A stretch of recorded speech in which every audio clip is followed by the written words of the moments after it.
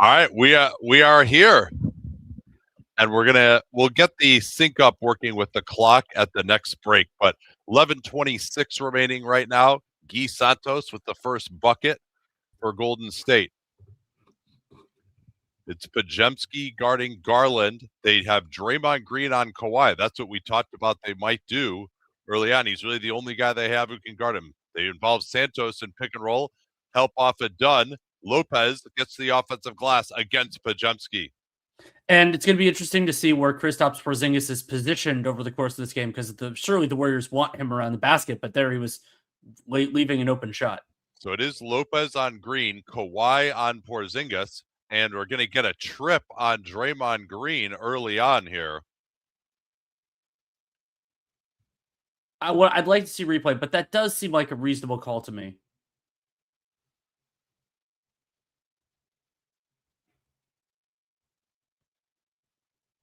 So tied at 2 early. Screen away for Kawhi. Draymond trying to get through it. Then Steph chucks him. Draymond with the hedge. Garland still on the ball. Gets a tough jumper over Pajemski. And not having anyone with length to put on Garland is going to be tough. There's Steph. Porzingis. Draymond left wide open. Can't make him pay. And Santos couldn't get the rebound. Looks like he came down on an ankle. Now he's on Kawhi. Lopez just going to fire it. And Pajemski gets beat on the boards again. That time it was Dunn tipping it to Garland. Good activity from the Clippers on the offensive glass. That is a way to capitalize when the Warriors have big guys out on the perimeter. Now Steph finding Draymond, kicks Santos. And the Warriors have got it plays down. Draymond got tripped behind Leonard. That leaves Leonard wide open. And Steph, I don't agree with that call. I thought Steph just stood there, but they're going to give Leonard the call. Curry turned a little bit there. I think that could have just easily been a no call, but I think the refs looked at the outcome as longtime viewers, listeners will know that I hate, and called it accordingly. All right, so I'm going to try to get the assist software to sync up. Give me a moment here.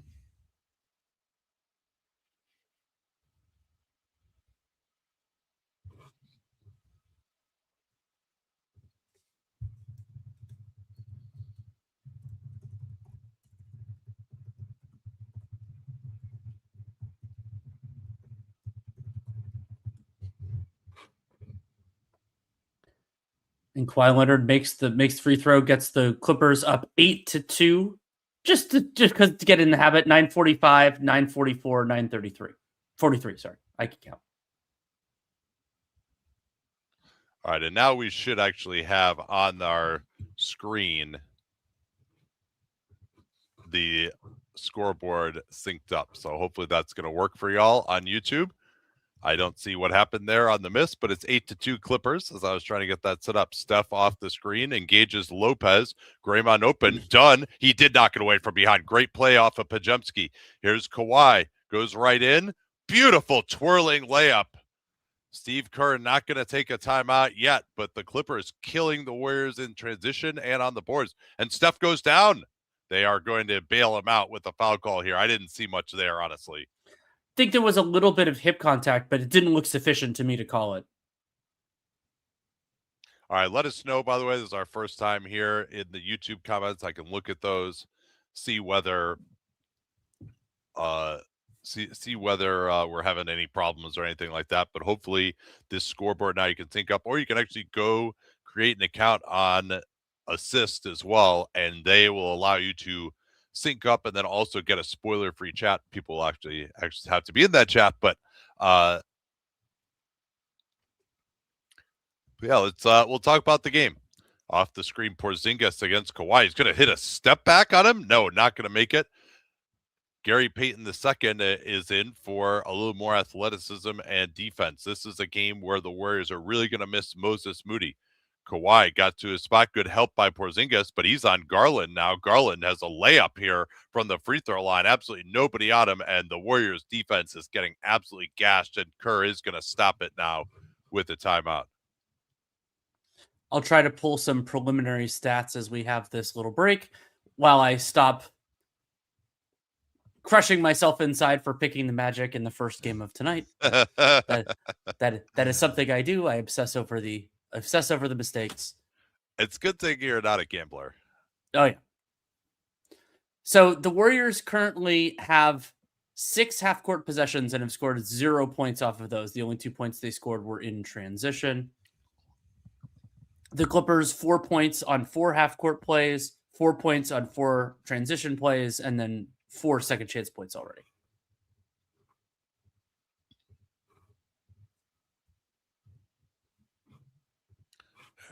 Go ahead and talk here. I'm going to try to.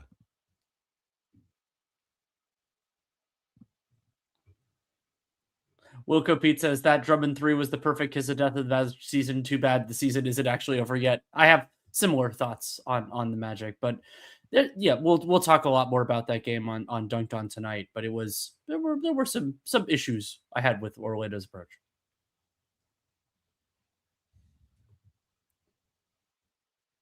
Let's see if there are any other. Yeah, so again, the URL is right there if you guys want to go and check it out. I think the syncing is actually working, but if you want spoiler-free chats, or what you can do on Assist is you go while the clock is running, you put in the time, and it will actually then sync you up with us. So that might be a little bit easier, but having the clock hopefully will help you on YouTube as well. It's good to be back. We haven't done too many of these. RIP playback. We've mourned a lot of different partners with this sort of an endeavor. Hopefully we don't have to mourn another, but it's a lot of fun to do this, and you and I love watching playoff games, talking about them together. Definitely. Thank you for Hoop Informatics giving us a little bread on YouTube.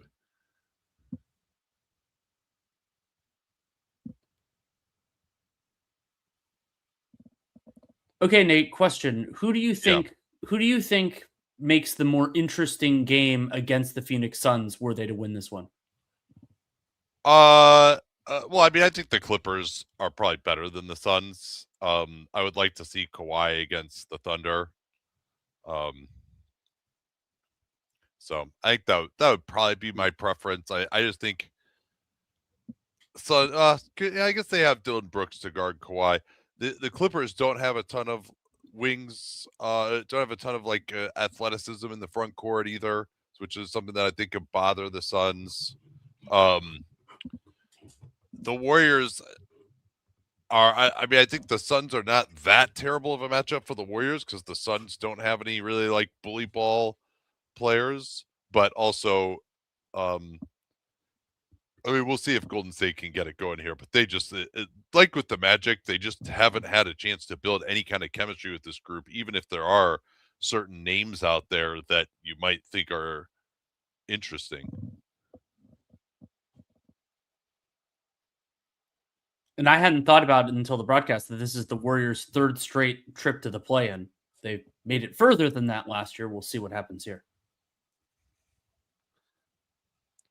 So Steph is yet to take a shot, I believe.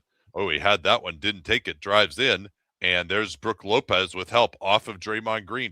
That's been a big theme so far here as Podziemski fires it quickly. He has been in admittedly some low-quality games, has been scoring well of late. No, so Peyton is now on Garland, who is really hurting them early. They've got Steph hiding out on Jones Jr. Draymond getting over the screen against Kawhi. He flips it to Lopez. Porzingis on his left shoulder. He has to give it up. Garland just lost it. Yeah. Peyton starting to bother him. But the Warriors can't really push off the turnover. Yeah, as an old team, that's just not going to happen much. So Santos out, Peyton in. I think that's a good sub. Now Porzingis against Dunn in the post. He's going to go right shoulder as always. Yes. He's not an ambi turner, but he makes that one anyway. Had a big size advantage on Chris Dunn. He's been working a little on his ambi turning with the Warriors, but not too much. So Draymond going to go under here on Kawhi. This is a great matchup. Kawhi just fires it. Ooh, that could have been Draymond's second. It was not. Green always surprises guys with his contests. Here's Pajemski firing again. At least it was in transition. They haven't been getting much better than that in the half court. Steph picking up Garland. Garland, beautiful hesitation. Porzingis came over just a bit too late. Love that hesitation. Got Curry a little bit off balance and might have shifted the help a little bit. It's really tough with the defensive 3 seconds if you get blown by that badly to get the help over there. Now Porzingis has the advantage against Garland. Thank you to Amazon for telling us that that is an advantage. And Green does hit the corner three. I think he's much more effective from the corners. Unfortunately, they want him running pick and roll with Steph and making some passing decisions. And that means that he's not in the corner, and that's not that above the break three is not when he's going to hit as easily. Lopez, one of the best floaters in the league, even still left it short. We'll watch the fatigue level for guys like Porzingis and Horford, who's yet to make his debut. Pajemski going right at Garland. I mean, that is just such a flaw in Darius Garland's game. If someone like Brandon Pajemski, yes, he's playing better, is going to get downhill at you, and that's not a matchup you can deal with, it doesn't bode well for your playoff future. Going back a couple of possessions, something that I want to flag is that after Dunn defended Porzingis on one of those post-ups, the next one, it was Garland, and Dunn came over and tried to strip him from the backside. It was unsuccessful because Porzingis passed the opposite side for a three, but I think that can bear some fruit later on in this game.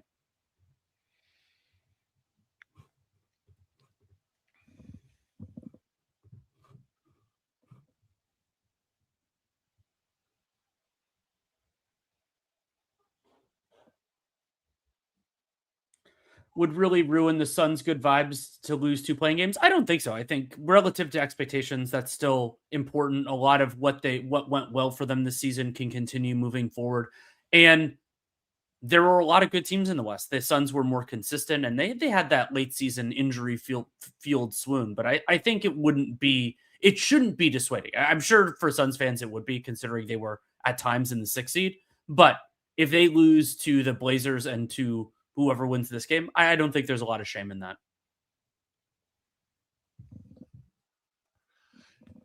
It is interesting, though. Like, they were playing really, really well through the harder part of the season, frankly, and then have fallen off a lot. Now, maybe that's Dillon Brooks being out, Jalen Green coming back in. I mean, do you want to say Jalen Green is just like a straight negative player and he's hurt them? I'm open to that argument, honestly, at this point, especially given how good Gillespie was. But, the Suns also just don't have a 4 that they're willing to play. And so they just then have to play Dillon Brooks at the 4. And it gets pretty difficult there. But Gillespie as your 1, Booker as your 2, Brooks as your 3, a center, and then a real 4. I think that would be relatively formidable. Although Booker really was, again, has not been impressing me this year. I heard a lot of people talking today about how, Devin Booker should have taken more shots and Jalen Green fewer. Number one, Devin Booker did get fouled 10 times. But number two, like, Jalen Green is actually able to create shots way better than Devin Booker at this point. Like, Booker can actually, get open against Tamani Kamara. It's just that Devin Booker's not better at actually making shots than Jalen Green.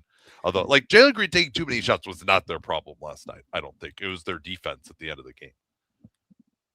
Federico asks, if you are the Suns, would you do a Zion Williamson trade? And as always, it depends on the terms. But I think that a Zion Iguodala front court, it cleans up some of Zion's flaws, but doesn't clean up all of them. But on the idea that they might need another lead guy swing if Booker is fading out of that role, if the asset cost isn't that high, I would seriously consider it. But if it is, then there are better ways to roll the dice if it requires actual spending of draft capital. But I guess you could say for the Suns, it can't be that much draft capital because they don't have it. Yeah, I'm not sure what that deal would be. I mean, I guess they could trade a 2033 pick.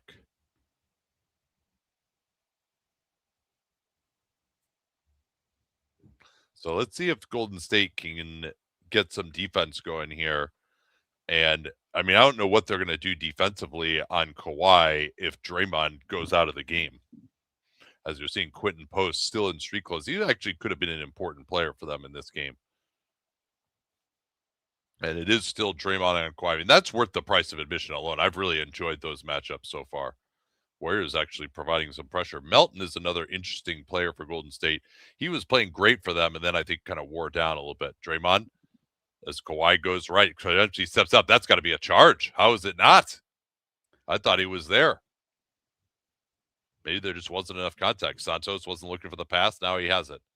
He wants to go at Garland. Very interesting here. This is what they want to do. Spin move. Santos, too easy. Just way too easy. Garland has been a turnstile. It's a big concern, and then the help was there a little bit late too. It was a pretty fast spin. Right. I mean, it was such a blow by. It's really hard to get there. And there's a deflection. Melton, he's got Pajemski on his right. Clips did well to get back, though. Curry in transition, eluding Jones. Jones still got a contest, though. Nice play there by him. That was great job using his length by Derek Jones Jr. And so he was pretty far off, but he still got a hand in there, and that's a chuck by Pajemski. Didn't get much utility. I'm fine with that foul call. Yeah, watch this. He's going to go for the steal here. Like, what are you doing? Just stay solid. Like, Jarius Garland is not some ball hawk. So Horford in now. So Horford and Draymond together. And Draymond is very interesting to see just his technique defending Kawhi, because you know he's always going to have a great theory of what he wants to do. As Collins with a beautiful finish, as there was verticality from Santos, but he wasn't really able to affect it. Curry got Collins on the switch and goes right to work. We didn't see this at all, Danny, in the Portland game of Collins and Lopez together. Or sorry, Lopez is out. Excuse me. Here's Jones. Pick and pop. Not there. That's the Warriors going to make him make above the break threes. It's a nice response by Golden State after they trailed 12-2. Again, they're going to switch Collins on to Curry, and Steph wants to go to work again. Blows by him. Missed it. Draymond can't get the rebound, and now Kawhi is in transition. Melton picks him up. Oh, taken away from behind by Draymond, but it'll remain Clippers ball, although Horford trying to argue otherwise. Horford's one of these guys who is the least believable on out of bounds calls. He has a lot of experience with it, but that was a great pick by Draymond, because if he doesn't tip that ball, it's going to be a Clippers layup.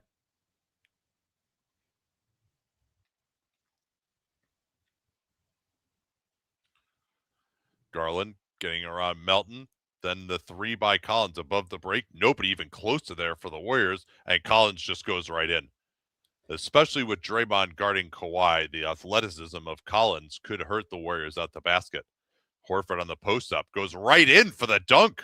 Again, the Clippers just going for these steals with nobody behind them. Is John Collins that worried about Al Horford posting him up that he has to go for the steal? And I think Collins was trying to sell the arm that Horford did, but you're not going to get that call often enough to sell like that. Mathurin missed Garland open with Peyton gapping into his way. Now Mathurin trying Curry, goes for the fading jumper, and they're going to get a hold here on Horford as, again, Collins inside position. Nice play by him.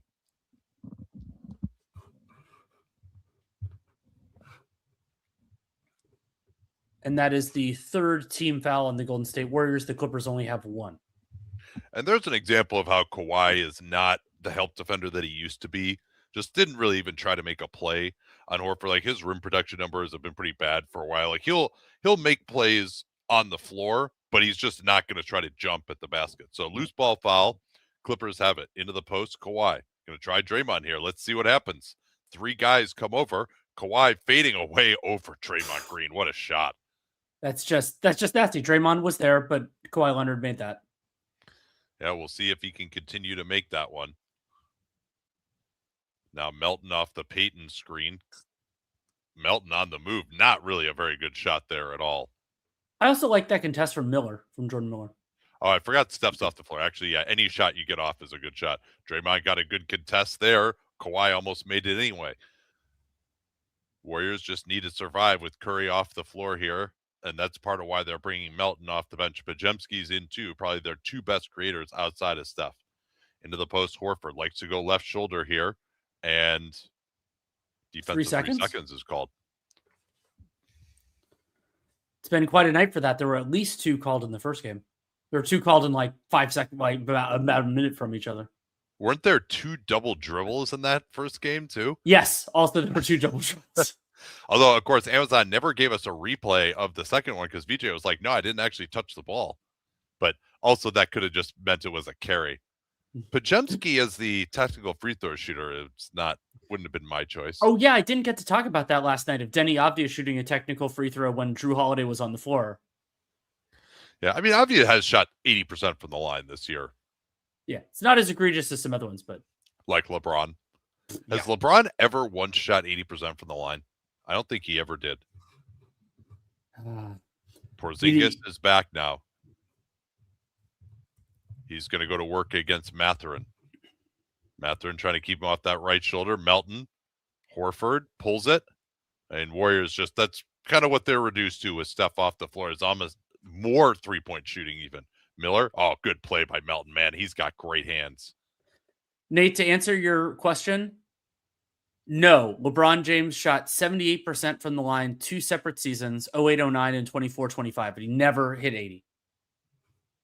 So Steph going to the locker room. I mean, this would be the time he would normally sit. Here's Sanders firing over Porzingis. They're trying to keep Porzingis out of the action along the baseline, and the Clips make him pay that time. Porzingis trying to post up on Sanders, and that'll be a foul on Sanders. And Porzingis post-ups could also be an important offensive foundation in these non-Curry minutes, just something they can go to, try to get a switch, try to get him down there and draw attention. It's not even necessarily to get the shot himself, but to draw some attention and maybe get an easy look for someone. Yeah, I mean, Porzingis is not the greatest passer in the world. I mean, it's really more fouls, I think, even than that. So Melton attacking the switch. Nope, he got it stolen. Peyton working to get back. Miller throws it to Mathurin. That was not the shot I expected to happen, but Miller is swallowed up by Porzingis. Never hit the rim. Podziemski went for the dive on the floor. Miller does finally cash out for the Clippers, and Golden State's offense without Steph Curry on the floor has been as miserable as expected. And now Podziemski's going to get this may be a 2-shot foul. I think he may have stepped on the line as he kind of stepped in a little bit. Foul called on Jordan Miller. That is his first, team's third. And the Warriors outscored the Clippers by 1 in Stephen Curry's minutes, and they are -8 in the short time he's sat so far. Yeah, that's been the pattern since he returned from injury in the last week or so.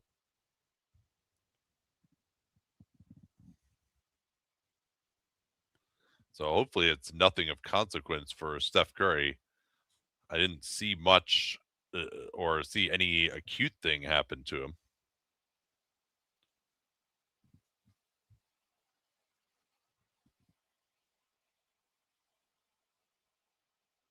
So yeah, no games on Thursday, and then Friday will be the games for the 8th seed. We know Hornets at Magic, and then the winner of this game goes to Phoenix to face the Suns. You get 2 home playing games.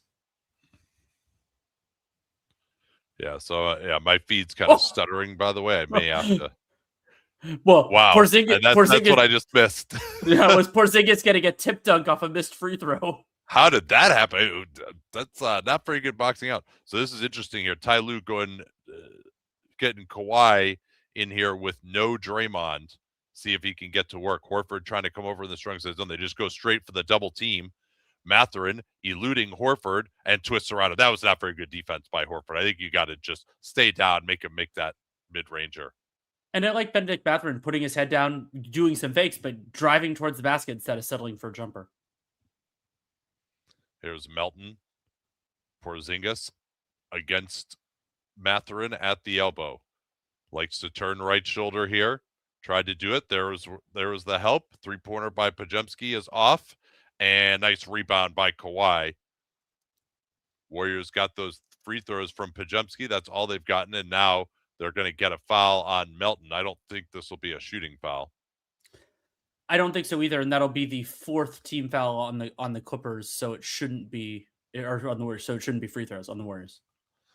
Yeah, so Porzingis actually came in from the 3-point line. You don't see that often with a lot of times teams will just put their big back in these circumstances just to save them the wear and tear and not have them go for the rebound. Now it's Peyton on Kawhi. Kawhi with the strength advantage. Lots of help waiting.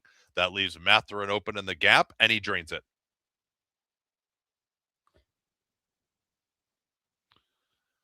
So now Porzingis trying to post up again. They put Kawhi on him. Warriors will look for the 2-for-1 here. Podziemski guarded by Jordan Miller. Horford will change the angle of the screen. Podziemski rejects, nowhere to go. Miller stuck with him nicely, and they're not going to get the 2-for-1 with any kind of a reasonable shot here.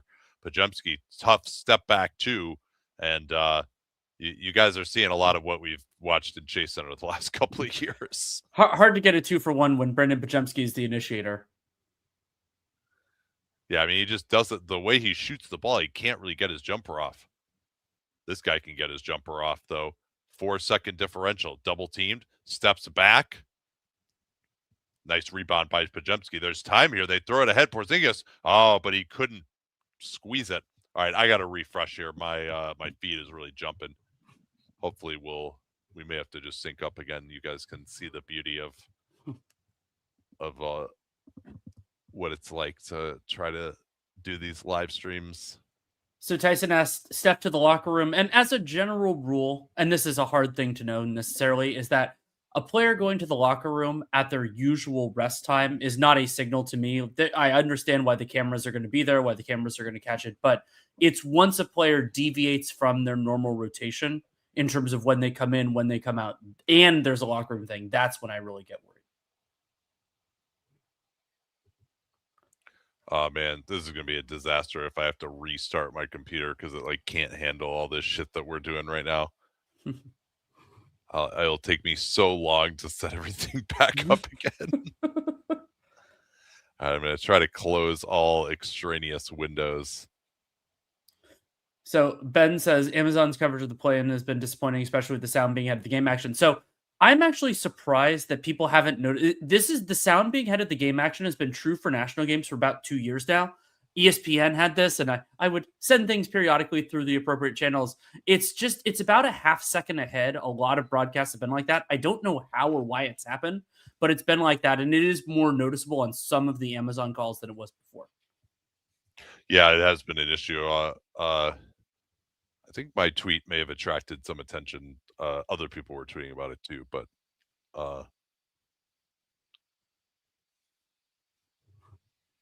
right, I'm still working on my computer here. If you feel free to continue to interact or just rest until the the second quarter starts. Maybe you want to give some impressions of the first game.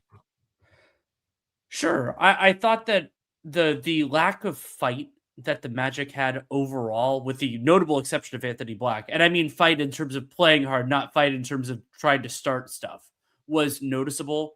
And I mean, I don't know how many separate, whether I'll have the heart to go on as many rants about Paolo Banchero and his offensive play and shot selection, all that stuff as words, but it's a challenging team. And the other big part about it is, if the Magic had the defensive foundation that they have the last few years, both in terms of their starting five and a lot of their bench units, then they would be able to overcome some of these shortcomings. But they just don't.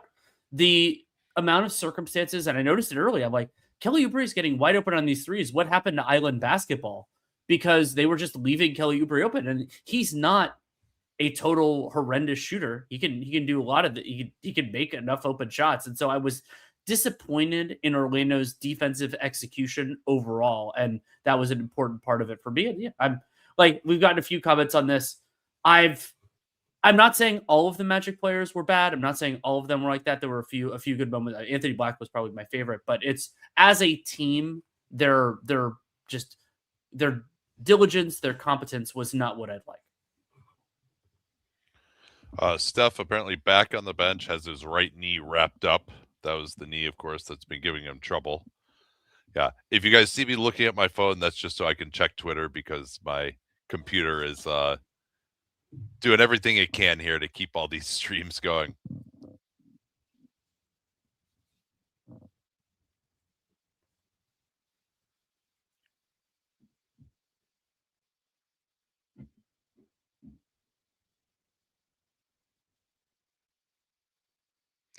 So Steph will remain on the bench. Of course, Steve Kerr saying that Porzingis, Horford, and Steph Curry are all not going to be able to play anywhere close to 40 minutes.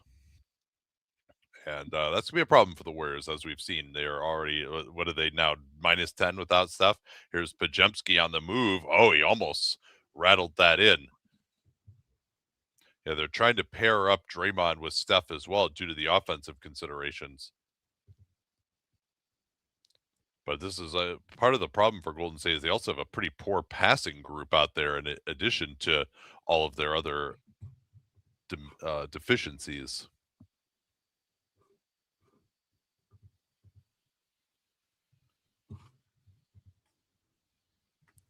Yeah, I think the way that they're defending with Porzingis is pretty interesting.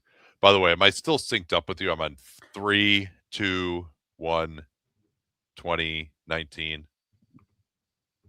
Are you even here, Danny? I'm here. I'm here. No, I'm trying to listen to you to square up. I'm a little ahead of you, so I'm okay. Good. Yeah.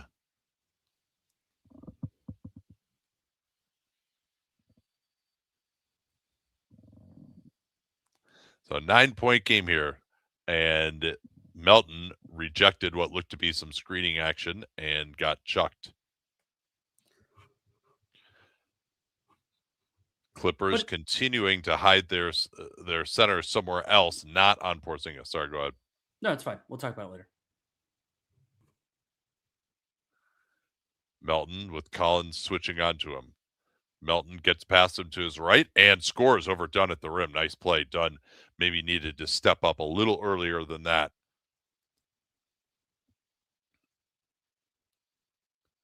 Payton is now on Miller. These are some pretty limited creation groups for both teams. No Garland, no Kawhi. Porzingis helping off a Kobe Sanders, and Sanders can't make him pay that time. Transition. Santos has been good there. Good pass up to Porzingis. Corner. Pajemski goes right in. There's nobody there. Nice go and catch there from Brendan Pajemski, and the lack of help defenders, as you mentioned, pretty striking. Yeah, and John Collins just never even getting inside the three-point line defensively. Like, I know they're switching. He's trying to match up, but at some point, you need to show some big man instincts, and now we're going to stay here. That's a terrible call. I mean, that bounced 20 feet over the guy's head. Why does that? I mean, maybe there was something truly egregious there that I missed, but usually I don't favor calling those loose ball fouls unless there is something that really affects the play. And as long-time listeners will know, fouls at the beginning of the second and fourth quarters in particular always loom large because the starters will finish the quarter. Collins just throws it away. What was that pass? Who was that to? Here's Santos, and Collins tries to go for the steal. Now Santos going downhill at Mathurin. Oh, he stepped around it beautifully. He's got great footwork. I have no idea what that John Collins pass was. Guy Santos. Candace. Here's Collins off the drive, and it got blocked by Porzingis. Garland loves those quick-hitting pick and rolls to the pocket pass. He learned that in Cleveland. Payton with Porzingis screening off his man, and he's fouled. Wow, what a recovery now by Golden State. Kawhi being off the floor just as damaging for the Clippers as Steph being off the floor for the Warriors. It is impressively true. The Warriors were at one point -10 in the minutes Curry was off, and now the Clippers are -8 in the non-Kawhi minutes, which have been like 2 minutes and 19 seconds. I think did Kawhi go out at all in the? Let me check if he went out. I don't think he went out in the first. Missed free throw, predictably by Payton. And then Payton, though, just takes it away from Mathurin. Brook Lopez is back in to help get them some rim protection. Here's Porzingis. That is out there. Yes. And Golden State has come back from 2 big deficits to take leads, and Ty Lue needs to talk about it.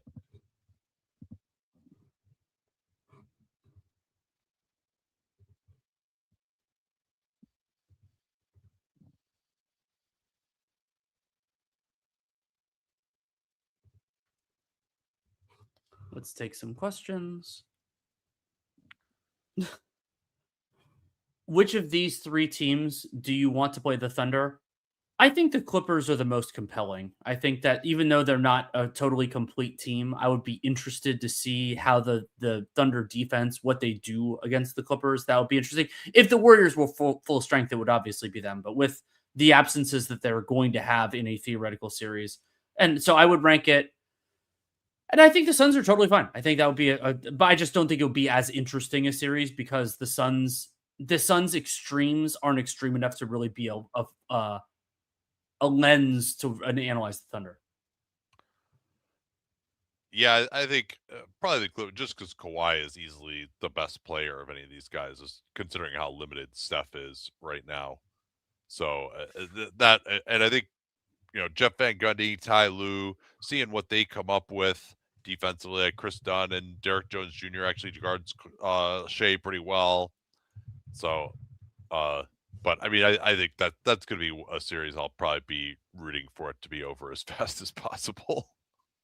Given everything else that we have, I don't think anybody is really going to be competitive.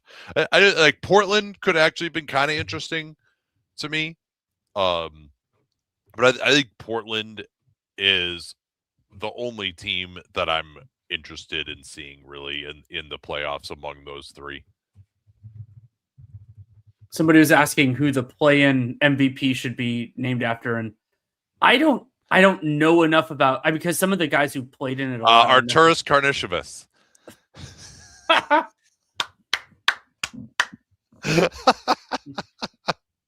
I mean, it has to be. It has to be.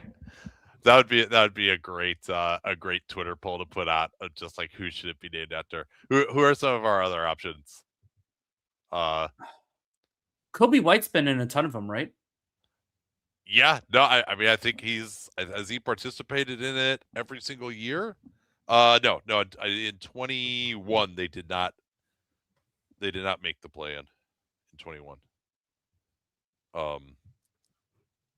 So Tatum, I think, has the best individual game, but hasn't been in the play-in that much because Tatum had that 50-point game against the Wiz years ago. Oh God, yeah, you're right, and that was in 2021.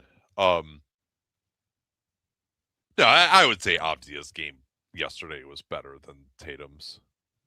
That because especially you consider the clutch aspect of it.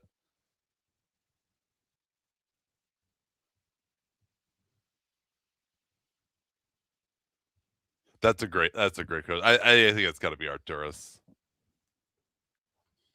or Adam Silver. Why not the Adam Silver Trophy? That if it's by the way, the NBA trophy being named after Larry O'Brien, who I mean, I guess he was still there when the Cap was there. There's a great book that's actually sitting on my bookshelf behind me called The Cap by what's the guy's name? I think it's Josh Mendelson. And so it's really interesting of like how the Cap came to be, what the CBA negotiations were like at that point. Nate, do you mind giving me a count when the clock's back on the screen for you? I would love to. And I'm sure our viewers would love that as well. 9, 18, 17, 16, 15, 14, 13. All right, it's actually okay. We're good. Pretty good. So Warriors going with a 2-3 zone here. They get it to Mathurin in the middle, and he's missed a couple of those mid-rangers. That's why I didn't like Horford biting on his pump fake. So Warriors still buying some time for Steph. Porzingis. Oh, nice backdoor Melton. I thought he got fouled there too. Porzingis has thrown some beautiful passes. This is 13-0 now.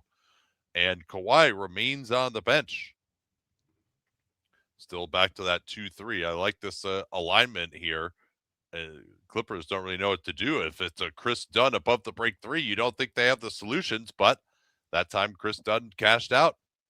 Breaks the 13-0 run. Porzingis now being guarded by Lopez, interestingly. Can they take advantage of this through pick and roll? This is Peyton down the lane. He always blocked from behind. What a play by Mathurin.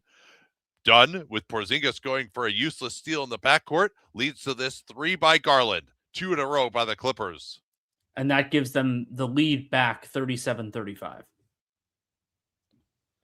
Yeah, Porzingis, that was just a tired mistake right there. Like, you're a big man. You can't go for a steal if you're a big man like that.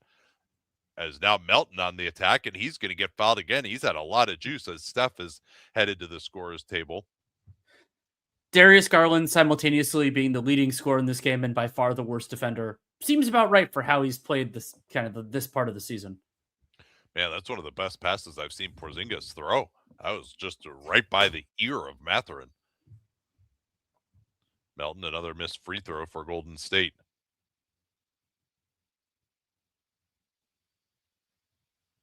Oh, that's great in the comments.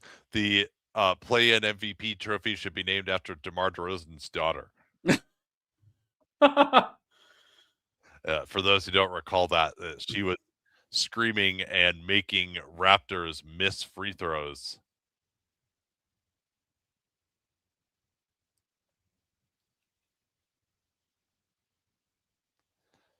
One out of two for Melton. Lopez going to screen for Garland here, and Payton's going to get called for a hold. He wrapped him up. That was a dumb foul. There's no reason to wrap your arm around the back of a guy who's facing you. Payton trying to get physical with Garland, which certainly worked well for the Indiana Pacers last year. Garland, though, looking better physically, and Kawhi and Draymond have returned. Now, Draymond knows the out-of-bounds play, so he switched up. They're going to set a screen here that they want everyone to switch. Horford double teaming on Kawhi. Kawhi almost lost it. Payton, I was surprised he didn't get that steal. Down to 5. Garland going to try to work on Payton. Drives it. Oh, beautiful play. And again, I thought Horford came over too strongly there. I thought Garland was pretty well contained. That was a great pass by him. He would much rather pass than shoot that shot. As Dunn is going to get called for a foul. And that's a good work there by Steph. When an off-ball foul has just been called on your teammate, you flop for that same foul. Yeah, it can be very effective. And right now, the Clippers have 4 team fouls already this early in the second quarter, and the Warriors have 3. Green working with Curry. Curry drives on Lopez. No spacing on the weak side. Melton going right at Lopez. He eschewed the pass to Draymond up top, and that's what the Clippers want. They want Lopez near the rim. They're not going to throw it to Draymond up there.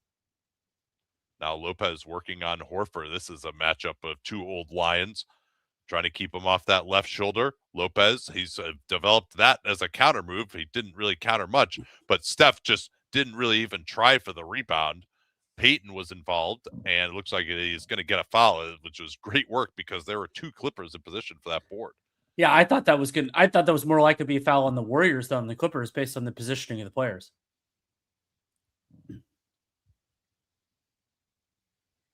So Golden State is in the bonus. That's an over the backbreaker, although Payton not necessarily the man to cash it in.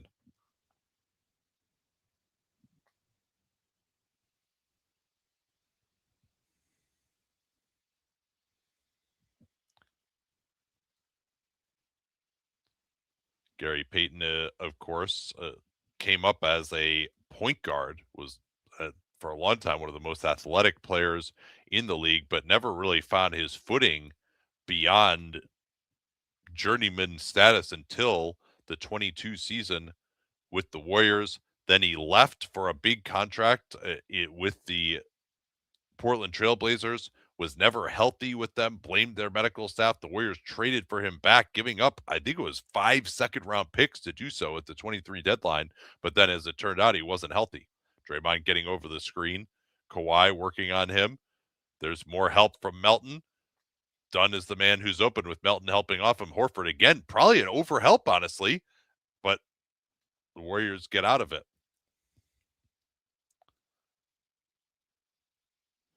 Now Steph wants to involve Garland in some screening action. They get Payton into the post. They double team. And what is going on there? They feel like they have to double team Payton being guarded by Garland, post, being guarded by Garland, or was that something they wanted to get to just to take away that split cut action? I'm not. Maybe that was the thought. Santos is back in. He'll replace Payton. Backdoor, beautiful pass, but Santos smoked it. Now they've got Dunn in transition. Draymond can't get there in time. That's a play he used to be able to make. When Dunn was coming, and they threw it away. Draymond wasn't looking for the inbound pass. Kawhi pulling up over Santos. I mean, that's just an automatic bucket, and Steve Kerr has got to be apoplectic at that turnover. They tried to get it in quickly. Draymond just wasn't looking for the ball.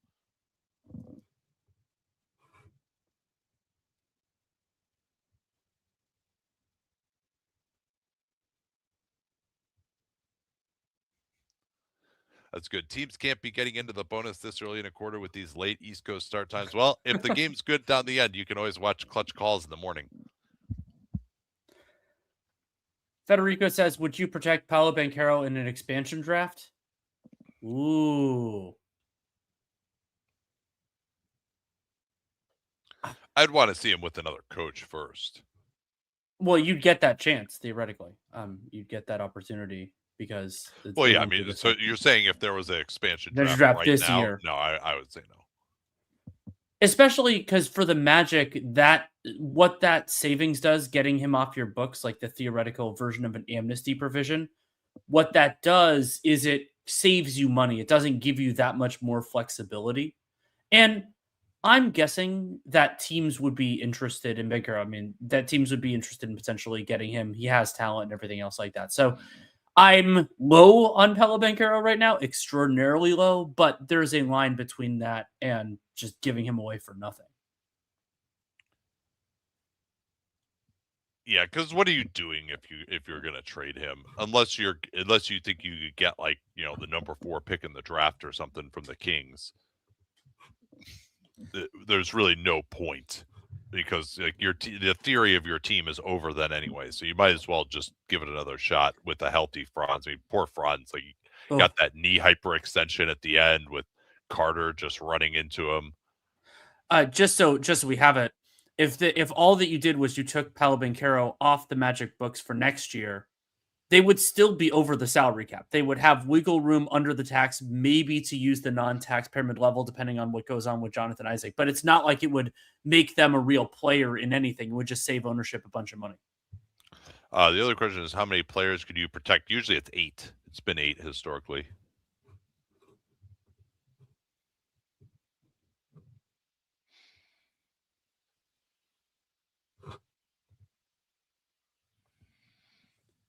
Yeah, it's a lot because they don't want a team to have to give up somebody that's really important. Now, where are they going to draw those lines when you count like things like two ways? Now, it'll be at a point in the year when there aren't that many guys actually on two-way contracts, but it'll be more complicated to implement some of that stuff this time if it happens than it was previously.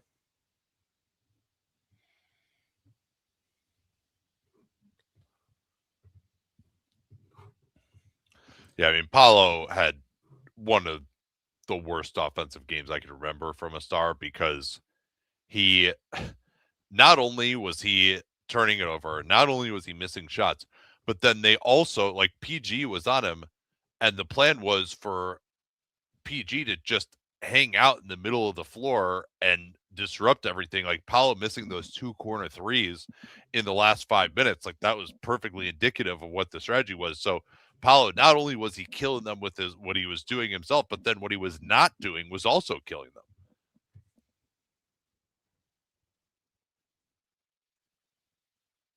So Golden State needing to find some new rhythm here. Pajemski is back in. Melton needing a rest. I would imagine he's out now, and that is the case. They'll get into the post to Draymond, try to screen here for Santos. Oh, beautiful play there, and he dunks it. That was really nice with Steph on the weak side, because what you need to do against those plays usually is the weak side defender takes away the back cut. So they ran that double back screen play and got an easy dunk. That was fantastic. Garland goes flying into the cameras on the miss. Here's Pajemski ahead. Draymond, it got deflected, but even Draymond's not going to miss this layup. And the Clippers did not react well enough to that 5-alarm fire of a player being behind your entire defense. Chris Dunn, I think, could have gotten over there. It was it was a tipped pass. But that's Steph Curry in transition. He doesn't get out in transition as he used to, but that's why he's one of the 4 best transition weapons in NBA history. Kawhi underneath. Beautiful patience by Kawhi. When your hands are so strong that you know they can't take it away from you, it's really easy to be that patient. That was also set up by a really nice pass from Garland to the corner when it was early enough that Santos had to react to it, and then that set up the pass to Kawhi Leonard in the eventual bucket. Yeah, and again, Horford, like, he's there right now. He just, like, backed away and went for the strip and then fouled him again. Like, why does he just wall up right there? I'm not liking his defensive game.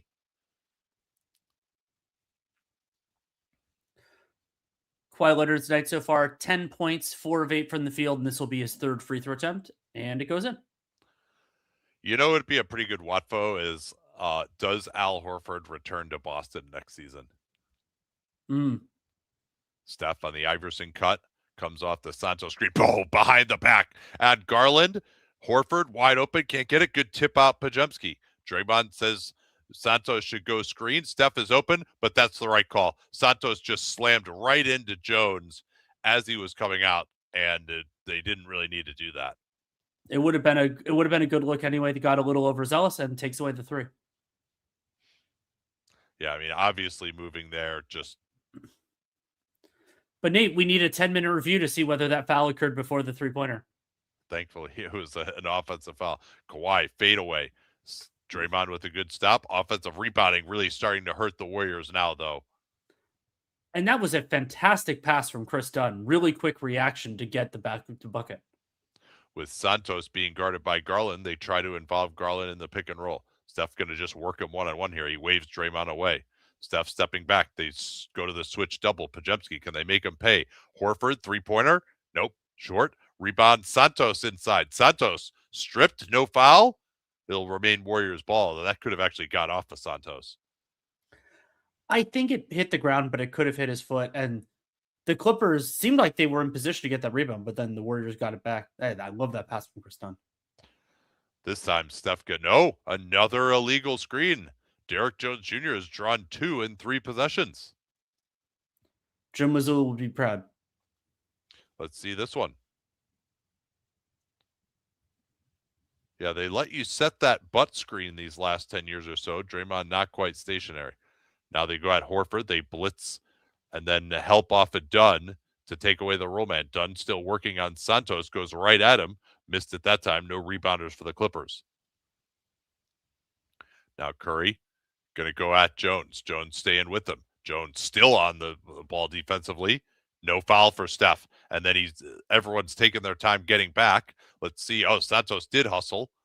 Now Jones not being aggressive. Kawhi fires the 3. No foul of his own. Steph's ahead of the field, and they throw it away. Steph is what a bad pass and disappointed. That was to nobody. That leads to this from Derek Jones Jr., and he cashes out. So 2 horrible, and Steve Kerr is going to have another talk it over here. 2 horrible transition passes have led to immediate Clippers buckets, and that's the biggest difference in the game here.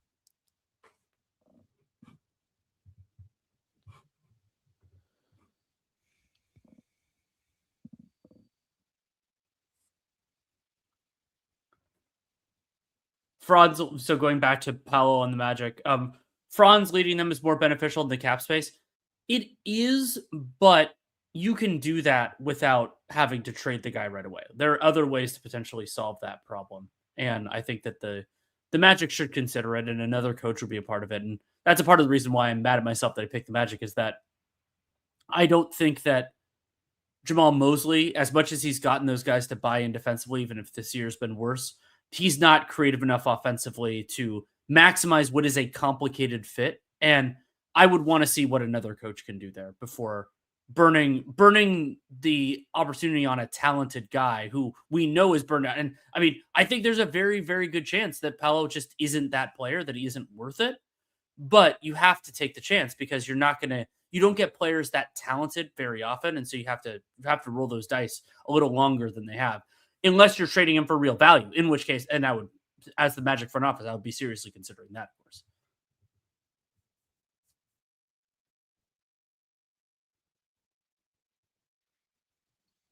Yeah, could they trade him for Zion? God, are we getting the Magic spacing to be even worse? Oh, we're getting some questions on assist. I'll have to check that out. Apologies for missing those. We're working through all this with you guys. Thank you very much for your patience. So it looks like there was a technical there. I didn't catch who that was on. Draymond Green.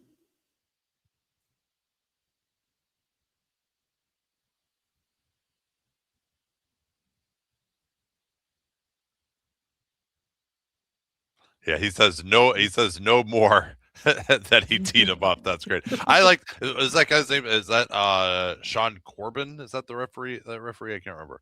So Steph going to come off the Draymond screen here. Lopez did well to get out. Oh, Dunn went for the steal. Draymond is released. Doesn't take that layup. Instead, the three by Pajemski. They needed that desperately. The Clippers have had so many weird plays where they've gone for a steal and didn't quite have it to give up positioning that they had. I agree. Now Lopez, chased by Garland.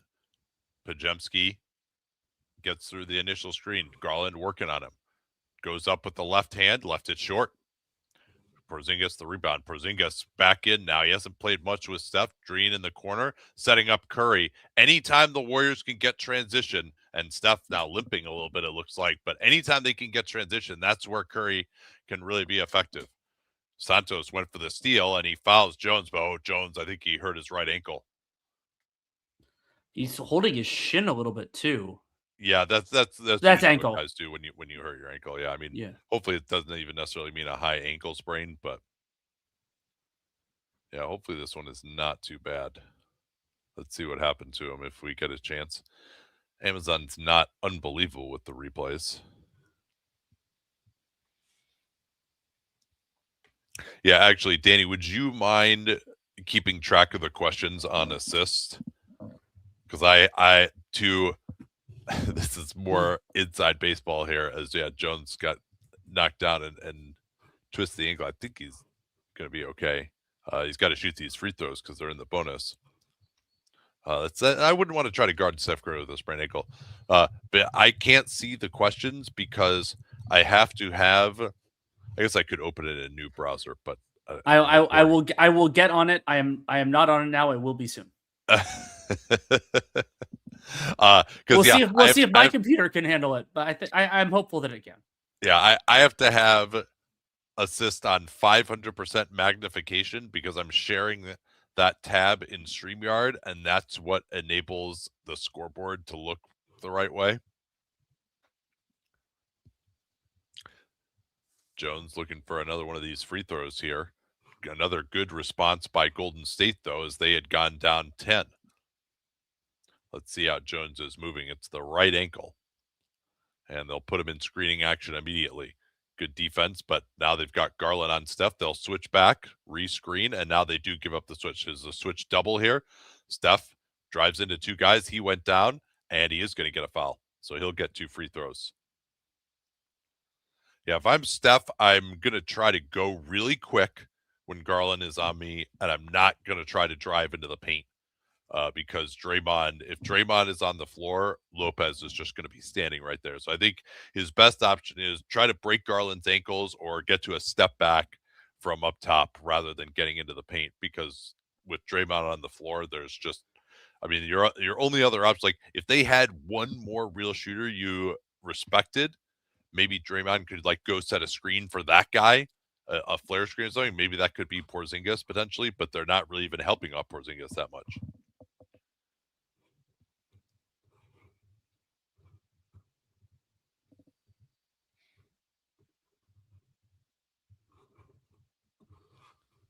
Curry gets 2 free throws, back to a 4-point game. How are you feeling about the way Garland has played so far? I think he's had some good verve offensively, but he's been horrendous on defense, and so that's a challenging proposition against the Warriors, who don't create a ton of advantages when it's not against Garland. Garland tried to sneak that 3, wasn't able to fool Draymond, who still got the contest. The Kawhi setting the screen for Garland as here's Curry working off the ball. They had to take Jones out. Porzingis with his second huge tip slam. That's where he could maybe be effective. Looking like he did with the Knicks. He was famous for those his rookie year when he actually got a ton of offensive rebounds. Golden State back within 2. They go at Pajemski. Now he gets back on a Mathurin. Mathurin not a quick attacker. He'll take the contested 3 over Pajemski and makes it. That's a good summation of Ben Mathurin's career right there. Unfortunately for those on assist, I'm trying to figure out how to go back and find your questions. I can get all your current ones, everything that comes in now. I might have trouble getting the past ones. We'll fix that for future broadcasts. Yeah, I think that's probably because of Pajemski got hit in the head by Mathurin and he'll get free throws. Yeah, I think that's because of the sync issues. Maybe if you syncing up with your assists with my assists, that might actually let you see all the questions.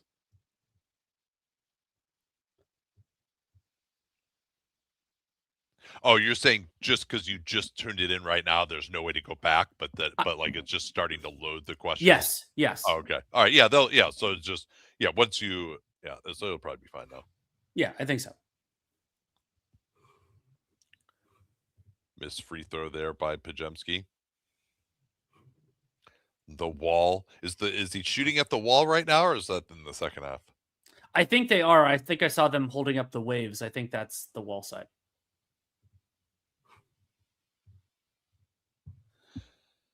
Yeah, there are statistics that guys shoot worse going at that wall. Yeah, that's right. And she does get that one. Yeah, because the wall is actually a lot of times because it's so steep, the guys actually are behind the backboard. Here's Leonard on the pick and pop, gets past Raymond. Good step up by Porzingis, and then the deflection by Payton. So this is going to be interesting too. If Derrick Jones Jr. can't continue, and they got to go Kobe Sanders on Steph, that's going to be a real experience deficit. Garland denied by Payton. They get it to Leonard. He's denied by Draymond. So they got to have Kobe Sanders create this play instead. He goes at Porzingis. Beautiful pass for Lopez. What a look. Great job there by Kobe Sanders, occupying the help, get the defender to shade a little bit to you, and then make the right pass. Steph looking for the 2-for-1. Pass to Porzingis was too slow. He goes to the step back to his right, but that pass just needed to be better. Kawhi on a hard push, run down from behind, doesn't get the call, just goes right past everyone and dunks it. I thought that was a foul on Gary Payton. It was not called. Kawhi Leonard takes advantage of everyone stopping, and now the Warriors get the last possession in the first half. 61-53. It's yo-yoed from about 10 points down to 2 or 3 most of the way. They want to involve Garland again. Steph gets it to Draymond, and he'll miss that. Garland, he's got a chance here from way out. Not close. I guess that counts as close when it's that far away. All right. We'll be back after halftime. Thanks so much for joining us here, our maiden voyage on the Assist platform.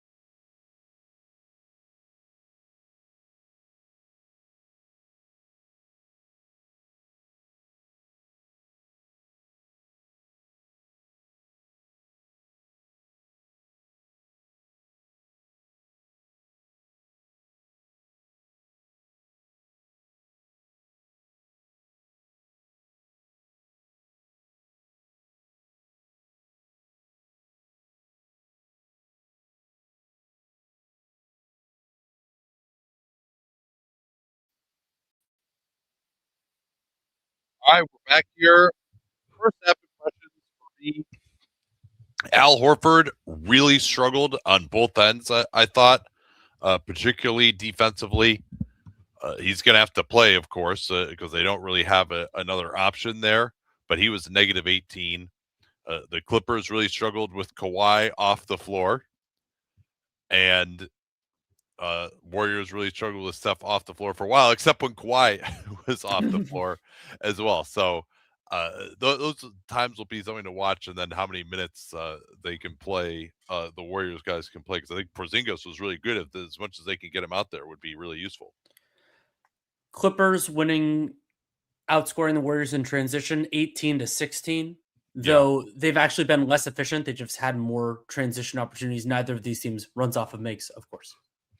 Kawhi was guarded by Draymond for over 5 minutes of game time. No other Warrior was more than a minute.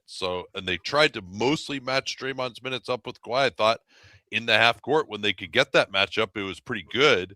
It was just more scramble situations, transition, and then also just horrendous turnovers in the backcourt by Golden State really hurt them also. Draymond, beautiful play there. That was a set play, pick and roll up top, threw it to Draymond, and used the gravity of Steph to get Lopez turning his head, and Draymond blew right by him for the dunk. Draymond is back on Kawhi here. It's Pajemski on Garland. Here's Lopez's floater with Porzingis hanging out on the back line. And Derek Jones Jr., despite a hand issue, nice backdoor. Draymond, Santos, almost curled it in. We're going to stay on the floor, though, for that foul. Derek Jones Jr., despite the ankle issue, despite some sort of a hand issue, is out there starting the second half.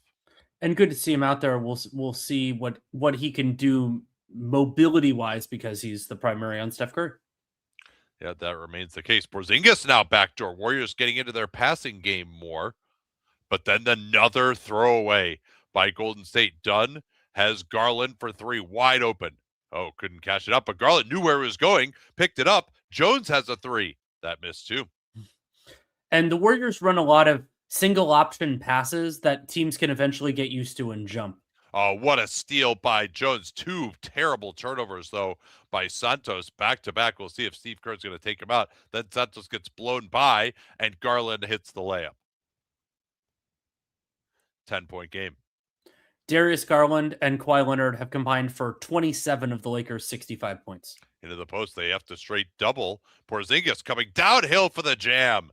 Man, the fact that they have to just straight double when Guy Santos is in the post against Garland, that is really hurting them. And the Warriors, I'm sure, saw that on film at halftime.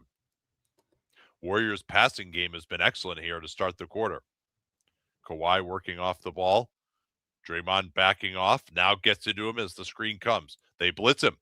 Kawhi swarmed. Draymond, can he save it? Behind his back.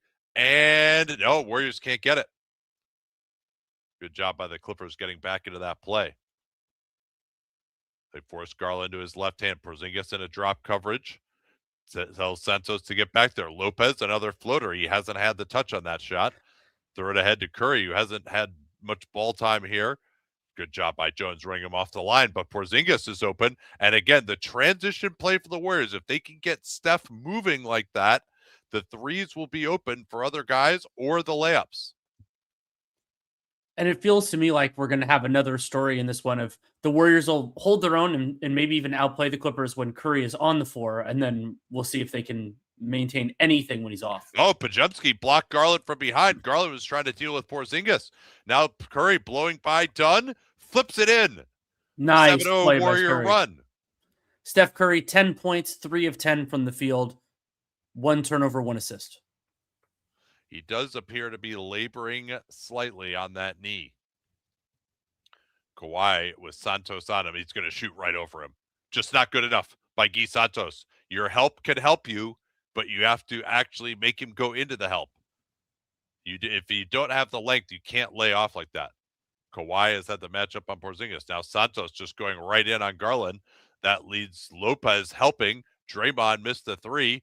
Porzingis, as Pajemski kept it alive, and Porzingis is clubbed in the face. this has been a pretty putrid defensive performance from Darius Garland, and I think he can be better. He has been better in the past, but it's a concern because this is an elimination game for the Clippers, and he's physically capable of more than this.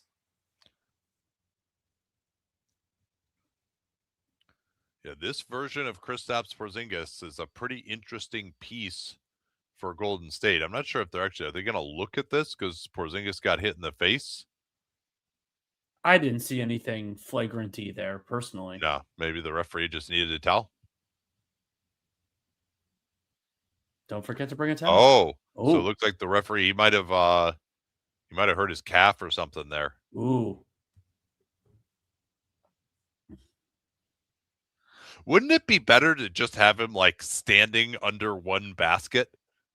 Like just have him be the baseline official just on one side? Like even if he can't move, just have him stand in one place? I had never put this part of it together, but that it would be one of the benefits of my idea of having a fourth official who's watching the TV feed is if they're trained, they could actually just join the crew. Or be a good backup for that. So this is going to be an interesting situation. Yeah, I would say that fewer foul calls would probably favor the Clippers. I agree, though they haven't been close enough on some of these back cuts to even commit a foul.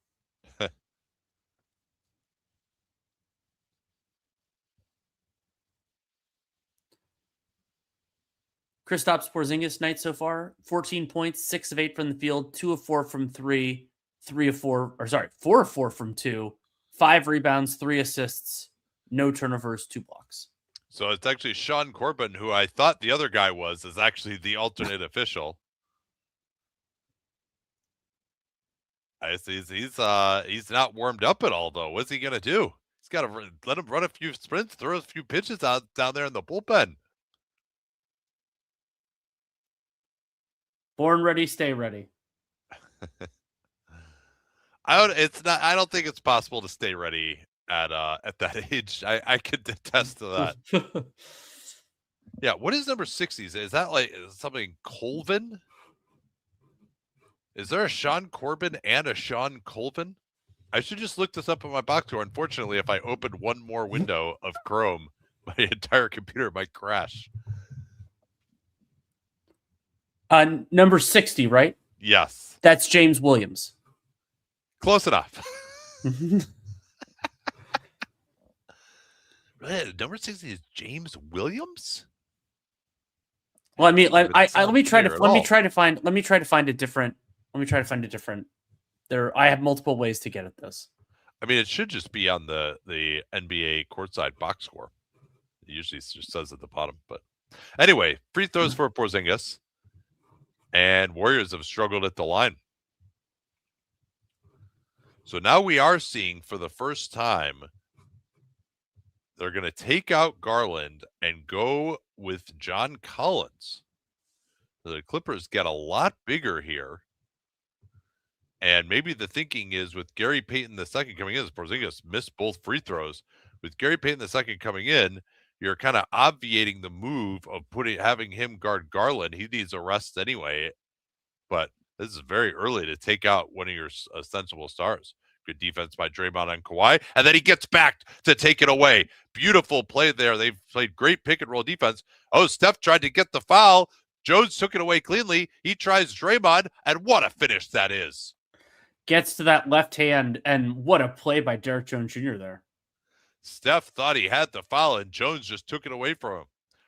Now Steph tried to draw the foul again. Yeah, I mean, that was the veteran move I kind of just talked about of, hey, you thought you just got a foul, so go get another one, and there just wasn't enough there. Now Curry is stuck on Leonard. At least he's going to get into him here. Double team. Jones, no advantage. Jones has to go one-on-one against Green and left it short, but Green got too far under the rim, and Steve Kerr needs to talk it over. 7-0 Clippers run. Man, this has been the pattern of Warriors getting back within 2 or 3, and then the Clippers extending it back to 10. Oh, they said Ben Taylor was the ref that was hurt. Right, I knew that. Yeah. But yeah, so and Sean Corbin. There's a referee that's a Colvin. All right, I have to look this up. No, I'm I can look, risking Nate. I crashing can the look it whole up. I don't want you to broadcast. risk your computer. I'll get an NBA referee list. I think I know better than anyone what would lead to what could lead to. Okay.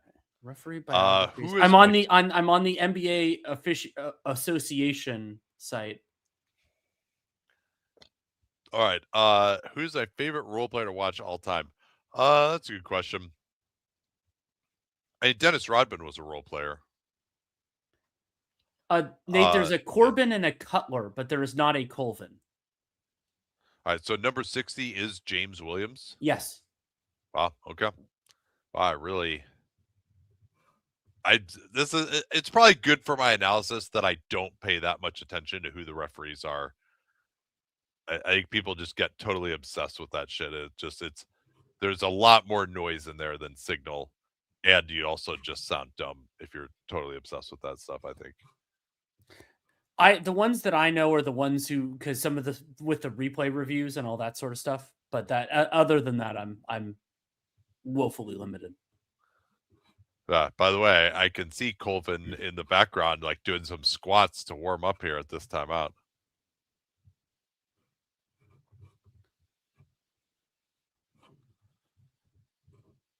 So looking at the shot chart, something that I think is interesting is that in the half court, the Warriors have taken 12 shots inside 5 feet. They're 9 of 12, and the Clippers have only taken 6. They've taken 6 inside 5 feet. They're 3 of 6 there, 3 of 9 from in the upper paint, and 2 of 6 mid-rangers, and this is all just in the half court.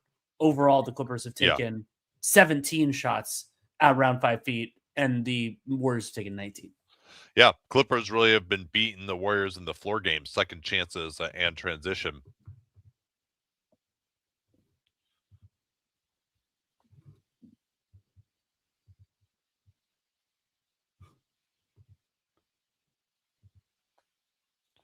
Yeah, I think probably the biggest theme so far has been mistakes.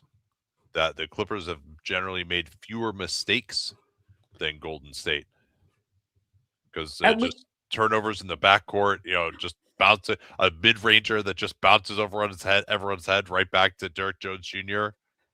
I would say they've had a different kind of them. They've had some really bad defensive rotations and responses, but none of those just head scratchers, the ones that are an immediate coach timeout that the Warriors have had a number of those. Yeah. Oh, so I started to say about the wall, a lot of arenas, the fans behind the baseline don't actually show up in your vision, but the way the wall is with how steep it is, you actually can see those through the backboard. You actually see the fans in a way that you wouldn't in other stadiums. So maybe there is something to the idea that they mess things up a little bit.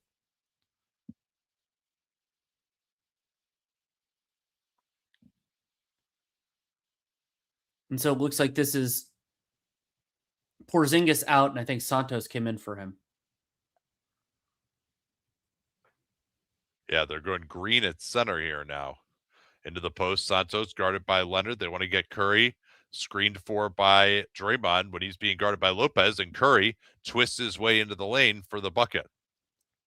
That's the type of actions they can use to take advantage of Draymond being guarded by Lopez. Really more off-ball stuff. Lopez at the elbow. Now they have to switch that with Curry on Kawhi. They're going to double team here. Santos a little late. Kawhi working off the ball. They're way out, down to 4. Kawhi backs off Santos. Santos more aggressive defensively that time, and that'll be a shot clock violation. And that was all set up by Stephen Curry making the catch a little more difficult, extending it out for Kawhi Leonard. They just didn't have enough time in the shot clock to get anything done after that.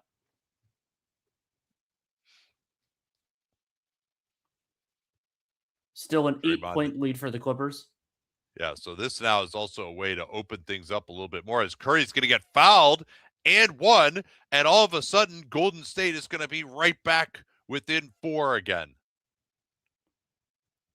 And a great job. This lineup, that it draws the big. There aren't as many places to hide guys, so they wanted Lopez out there. That puts a lot on Derek Jones Jr. to get back on Stephen Curry because you can't go under on him, obviously. And Steph Curry responds.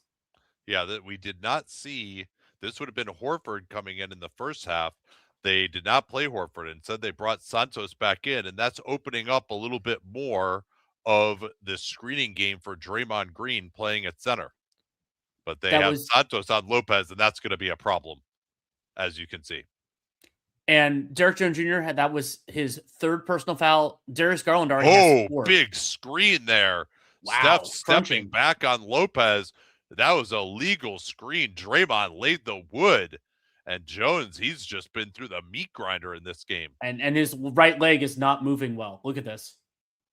Double play him on Kawhi. Draymond got a hand on it. Kawhi gets it back. Santos traps the box. Lopez is open. Good pass. Missed it. That shot is going to be there for sure. Melton is at the table looking to come in for Golden State. Derek Jones Jr. can't run. That's a problem. Maybe he'll be able to, he'll be able to walk it off a little bit. Santos sends Steph to his left. Now he gets into the lane. Beautiful play there, but Lopez got back, and then Payton cleans up. That was some great action by both teams, and Ty Lue needs to talk it over with Golden State. It's been this yo-yo the entire way.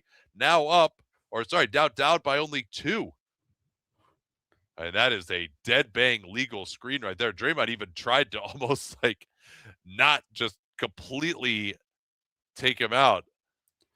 Well, and there's something practical about that from Draymond Green's perspective, because we've seen officials at every level, but especially the NBA, call a screen based on the contact rather than on the legality of the screen. And so if you kind of don't make it as dramatic, well, then maybe it's gonna help you not get called. Yeah, I mean, I don't know if Brook Lopez didn't call that out or what happened, but Jones just didn't even see him at all. And then that last play was really interesting. Santos gets the short roll pass, and Gary Payton was trying to set a flare screen to the corner. The defender tried to go outside of Payton, and then Payton had inside position. He rolled to the basket, and Santos found him, and Lopez made an incredible play to block the first one, but Payton got it back.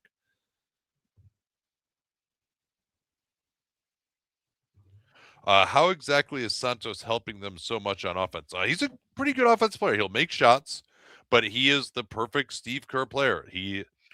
I've said this, that he only can move in a straight line. He can't move laterally, but he's really good at knowing when to move in a straight line. And he also has pretty good footwork. He just times up his cuts, knows when to screen. He just has a really good understanding, especially for a young player, how to play.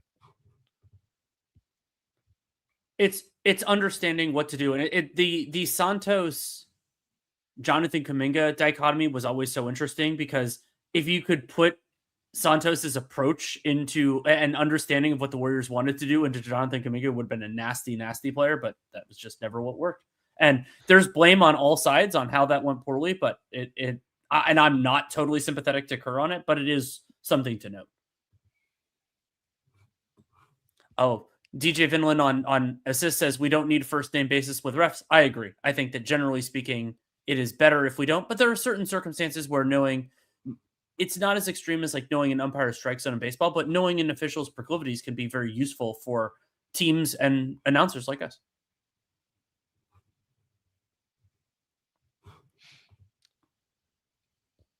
So I'm interested to see how much Ty Lue is actually going to use Darius Garland the rest of this game, because he's just been absolutely lit up. And it's not even like Golden State has all these like big wings who are just going to go right through him either. It's just, he is really just a disaster defensively, it seems like. And JB Bickerstaff kind of got him to be playable, and then he's been on the decline ever since JB left. And obviously as his health has gotten worse. So Benjamin said a little bit ago, Clippers +10 on shots. As we do it, we do true shots, and they're +6 there. And it's not dramatic in any specific facet. Their offensive rebounding, 34% of their misses. That's better than the Warriors. And they're turning it over a little bit less, but it's only 9-12 in terms of turnovers. But that's enough to make a real difference.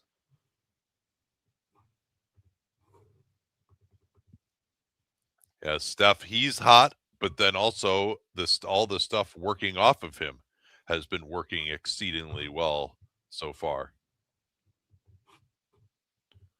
Mathurin is in. Dunn, Mathurin, Kawhi, Collins, Lopez. And Horford is in now. There's Collins' immediate post up on Podziemski. We have not seen much of John Collins' post game, but he is capable there. Collins had a nice run in the first half, scoring over smaller Warriors in the paint. They want to get Horford in the post here. Now they're going to screen away for Steph. He'll go back door first, double team Horford, swing it. That's interesting. That seems like their counter to that post up stuff is to double team the post before they can get the screen for Steph. That time Podziemski got the open three, and now they throw it ahead. This is Mathurin shooting over Horford in the corner, and he rimmed it in off the backboard for the corner. Oof. And what a surprise. Back to 7. That's what's happened in this game. Steph screening action with Pods. Pods goes down, threw it into the back of Collins. Draymond fighting. Collins has it. Another terrible turnover for the Warriors. Dunn blows by Horford. He caught him completely napping. And it's back to 9. 7-0 run. It was like Chris Dunn rejecting a screen that never existed. Horford didn't expect him to go back to his right hand and just smoked him. They want to involve Collins in the pick and roll here. He switches on to Steph. Steph pulls. Huge shot there by Steph Curry to stanch the bleeding. But the time is coming for him to have to sit down. And the Warriors are currently, they're -4 when Steph has been on the floor. Kawhi pointing to Collins. They want to go back there with Podziemski. They double team. Collins working the baseline. Mathurin on the cut. Oh, what a play by Podziemski. But the Warriors get it taken away on the floor again. Dunn looking for Kawhi. Melton almost had the steal. Run off the line by Horford. Kawhi steps in, and that's just absolute money. He's just so good at that exact shot, unperturbed, and there wasn't really a Warrior to perturb him there, but still, 19 points, 7-14. Again, this time they blitz it. Horford, good pressure by Lopez, took him off any pass. Curry, tough step back on Collins. Count it again. This guy is ridiculous. Kristaps Porzingis, he's like, yeah, I've been playing with this guy too much, but he can do some pretty cool shit. They're trying to front Collins in the post now. Podziemski, Lopez fires, and great job by Melton there, taking that tip rebound away. Podziemski and Melton are great rebounding guards. Steph has hit 2 in a row. He's going to work. They double team. Dunn gets him on the floor. They're trying to call a timeout. Payton is trying to call a timeout. It's still loose. The Warriors lose it on the floor again. And Kawhi, he elbowed Podziemski. Offensive foul. He didn't need to do that.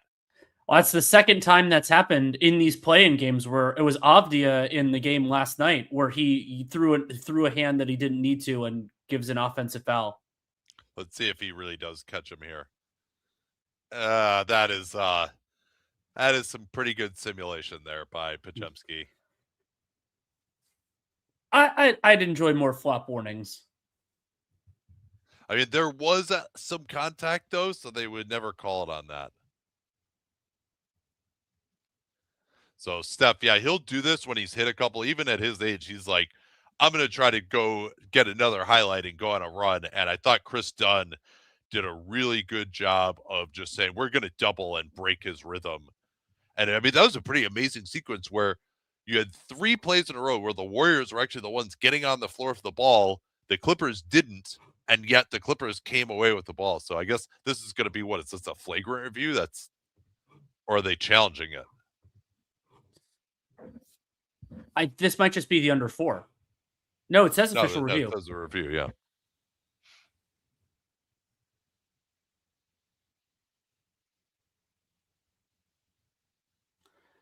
And a good job to me there by the officials not granting a timeout, because Curry didn't have enough control of it to call a timeout.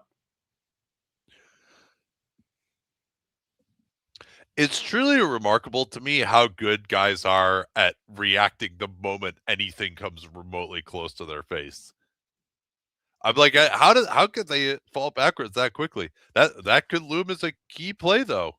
Well, Pajemski saw the arm or felt the arm sliding up his body. I think he knows what's coming there and just he anticipated it very astutely. How much do you two distinguish between flops and exaggerations? I try to use I remember this as a lifetime ago when I was trained as a soccer official, where the difference between a flop and an embellishment. So an embellishment is exaggerating legitimate contact, and a flop is selling something that wasn't there. That's how I try to delineate, but I don't always say that at the moment. Into the post, they're looking for Draymond, backstream Curry. He'll pop off a Horford. No, they get the pass behind, and again, they go after Garland. Apparently, this will be non-shooting. Is that right? It's non-shooting, but in a devastating move for the Clippers defense, that is Darius Garland's 5th personal foul. Oh, that's why he was out. All right, yeah, see, that not being able to look at a box score is a big problem for me. Curry, double teamed way out top. Horford can't squeeze it. Underneath, Payton can't squeeze it either. They're going to be doubling Curry like crazy now until they start beating it. Jordan Miller, good cutoff there by Melton. Good help by Draymond as well. Lopez is out. Aggressive pick and roll coverage. Collins stopped by Draymond. They swing it. Mathurin has all day. No rotation by the Warriors that time. Clippers now 10 of 29 from 3. Warriors 10 of 27. They're going after Garland. They're going to just double team here, I suppose. Steph says, "Nah, get out of here. I want Mathurin." Puts him in the mix. Oh, from the logo. Left it short. I think he can get a better shot than that. Particularly with this Clippers lineup on the floor. Here's Garland on the drive. He got out of control, just lost it. And no, I think they're going to review this. Watch out for approximate foul, though. Could boomerang challenge on him. Yeah, so who missed this rotation? Yeah, Steph and Horford both run to the corner. That's what happened on that play. That's, again, just lack of familiarity, and that's how Mathurin gets the open three. And Draymond Curry's is on going the to floor. sit down. Curry's going to sit too. Porzingis is in, and so now Melton has to deal with Kawhi. They'll surely double team here. Horford comes. Kawhi backs it out. Sets the right pass for Sanders. Batting practice 3 misses. Melton on the rebound. This is danger time for Golden State. Curry off, Kawhi on. They're going to try to post up Horford. Good front there by Jordan Miller. Now Porzingis high-low. Passes too far for Horford, and it's out of bounds. And this is so much to ask of De'Anthony Melton because he's both the primary Kawhi defender and one of their primary initiators in some of these sets. Yeah, great point. They've got basically everyone who could do anything on offense other than Steph on the floor right now. It's not too impressive. Kawhi working on Melton. They double team as soon as he gets inside the arc. Pass squeezes over to Mathurin into the corner. Collins over Porzingis. Big 3 there. Nice job by Mathurin. That was the kind of play that you like to see from him. He could penetrate. He was under control. He made the pass. Melton as they help on the roll of Porzingis, and that's the right pass. Santos gets it right back for Golden State. And John Collins sleeping a little bit there. It seemed like he just didn't react fast enough. Oh, and that was a bad miss by Mathurin. Jordan Miller was wide open for 3. Kawhi off the heels. Sanders knocks it out of bounds. I might be ahead of you now, actually. Let's try and resync. You are slightly ahead of me. I've been... All right. 2, 1, 40, 39, 38. You're like a second and a half ahead of me. Okay. Yeah, I wonder what we could do about that because I'm synced with the assist feed. Melton waves away. I'll try to figure it out. Porzingis stepping back. Are you? Yeah. All right. We'll figure it out during the break. Here's Melton, 3-pointer off the offensive rebound. Santos, again, he went for the tip, and he did get it. Nice play there by Guy Santos. Warriors back within 6 again. This a key possession to end the quarter. They want to use Kawhi as the screener now. They don't switch it. Santos got through. Miller shoves him down. Warriors will have a chance here with 4.2. The off arm actually called. And it's a very small data point on what could happen in these playoffs. And I support the league calling it more than they have over these last couple of years. Steph back in just for this 4.2. Horford is out. Horford was actually playing pretty well before the calf injury, and he's really just struggled to get back in rhythm. He only just came back on Friday of last week. Yeah, see, I think you want to actually pressure up here. Don't let a guy get a running start. That's what Jones is going to do now, finally. Steph gets it. 3, goes behind his back. Santos has a look as they double teamed. Oh, just missed off the glass. That could have cut it to 3 points, but Golden State is hanging around. Kawhi Leonard bench minutes coming up. 6-point game. It's probably going to be these double bench minutes with Kawhi and Stephen Curry both off the floor at the same time. That'll be interesting to see. Yeah, and probably Garland too, because he has 5. Yeah. Yeah, so are you as advanced as you can be, or did you I at one point? I refreshed and it actually pushed me back. All right, I guess you could try refreshing again, perhaps. It can't be much worse. I'll keep working on it. I don't want to pause just because I'm synced up with the assist time. No. I can do that if we have to. No, I can be. I'm already the color person. I can just be a little bit. I could be a little bit late. It's not a problem. All right.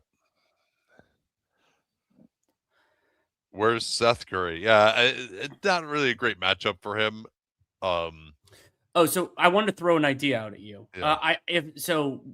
I would actually be playing Darius Garland now because yes, he has 5 fouls, but yeah, that's a great idea. Yeah, because who cares if he fouls out? He says it probably helps you if he fouls out in this matchup. And yes, there's a chance that him being terrible at defense gives the Warriors a place to attack, but I still think you can clean up enough of those messes. This would be the time that I would prioritize having him out there instead of him being out there for the close.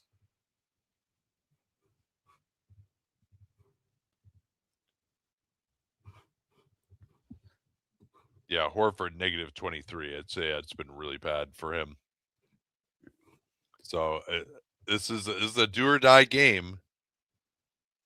I don't think that Steph's condition is going to cost him too many minutes. Kerr went with him for a little bit longer than he normally would have because he was hot, I think, anyway. But that'll be the question. Kawhi, if things start going poorly, is Lou going to come back to Kawhi immediately? Yeah, Ben agrees with you. Garland has to play when Kawhi sits. Yeah, because these are the most important minutes for him to be out there. And otherwise, it's Jordan Miller, John Collins post-ups. I mean, you can run some stuff through Mathurin, but it's not a perfect solution. I'd rather have Garland out there on the floor.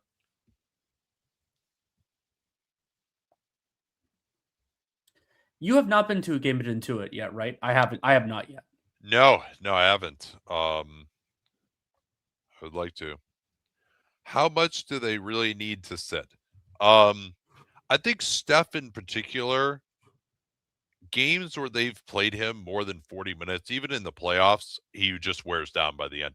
There was a game where I thought Kerr really made a huge mistake and played him the entire second half. It was game 3 of the finals against the Raptors when Clay was out.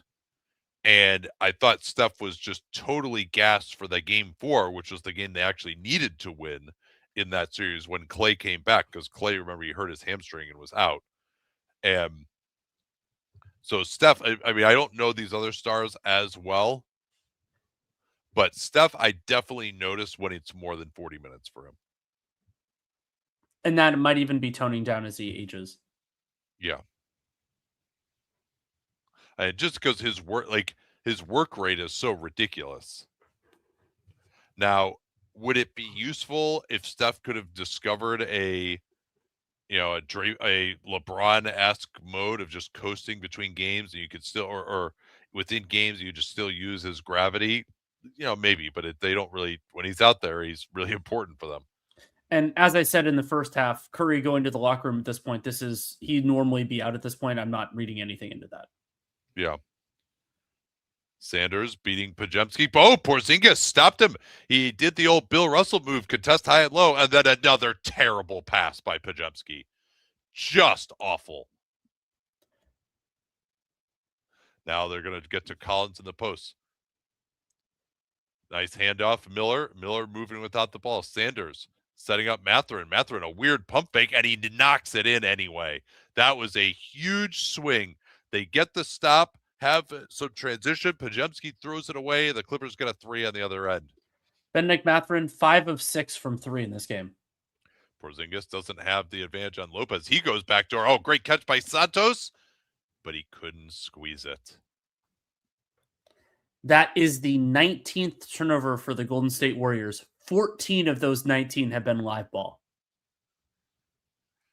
And quite frankly, a lot of them have been pretty unforced. Mm-hmm. So they pre-switch this to keep Porzingis closer to the basket. He's got Collins in the post. I think Collins could actually go at him. Yeah, Porzingis just backs off and lets him shoot. That's not good enough defense there. I think he's worried about, because Collins has the speed advantage, that if you press up on him, you can just drive past Porzingis, so there's no help. Yeah. But, I mean, there could be help. Here's Podziemski. Huge 3. Didn't even get close. Hey, it almost got rim, Nate. Lopez back to Mathurin. Payton, a second time breaking up a DHO. That was beautiful. Using that 6'11" wingspan.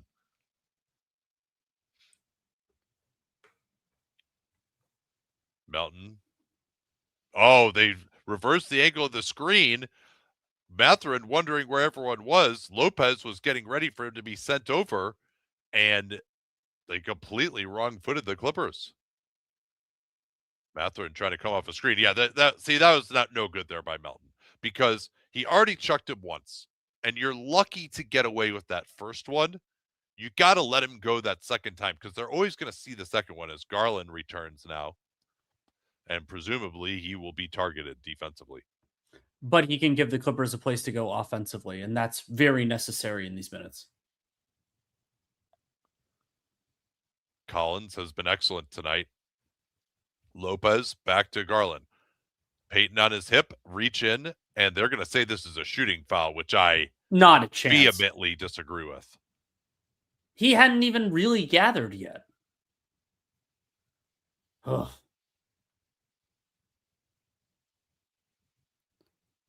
Darius Garland on the night, 14 points, 6 of 11 from the field, 1 of 3 from 3, not 7 assists, 5 fouls, and somehow they're positive in his minutes, but he's been so putrid defensively. Is Guy Santos being crucibled? I wouldn't say so, just because they don't have anyone else. He's the only small forward size player on the team.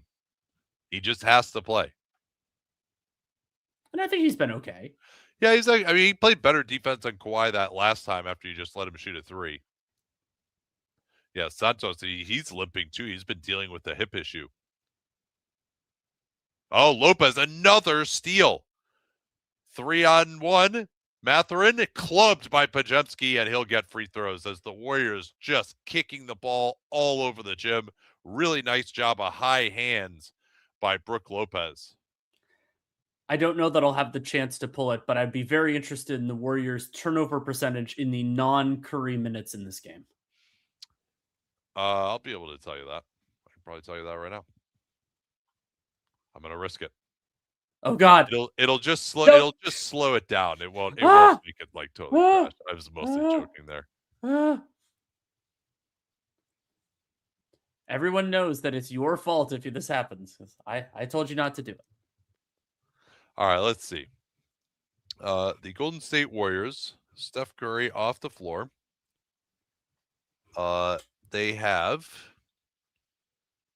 6 turnovers in how many minutes? Let's see. 24% turnover percentage. That's not great. Porzingis sets the screen. It's up to 13 now. Melton with Lopez switching out. They want to get Porzingis in the post. A little bit too slow. Now the double team. Santos is open. Late rotation there from Brook Lopez. And I don't, that's too aggressive of a double team to me. Now, there's good pressure by Payton. And yeah, this is going to be Warriors ball. Payton has been outstanding defensively. He's forced a couple of turnovers, and having Payton out there when the Clippers don't really have an offensive identity is a really good swing by Steve Kerr. Yeah, so I was talking about the hard double teams of the Clippers. Now, you might say that's a little too aggressive, but they also have forced a billion turnovers in this game. So it's a feast or famine strategy, mostly been feast. 10-point game. Curry off the screen by Payton. Collins completely asleep. 3-pointer, easy money. Yeah, you have a new imperative out there with Stephen Curry on the floor. You have to react better to those. I mean, I'm pretty sure they're supposed to be switching that. Garland off the screen, set at half court. Porzingis, good pick and roll defense. They get back in order defensively. Miller working on Steph. Steph hits him on the arms. Miller, a good free throw drawer. And we talked in our preview about how he could be good attacking closeouts. There you see Collins. He doesn't want to give up that slip of Payton to the rim. Maybe they decided that they're going to just try to get through those screens now, but they have been switching them. And Nate, that is the Warriors' 4th team foul, so the Clippers will be shooting for the remainder of regulation. Yeah, 4-0 in the quarter. In terms of individual foul trouble, Darius Garland has 5, and nobody else in the game has more than 3.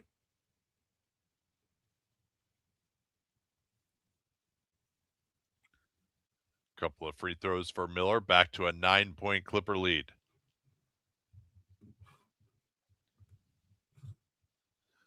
Curry is underneath, being guarded by Mathurin. We haven't gone back to Jones Jr. yet.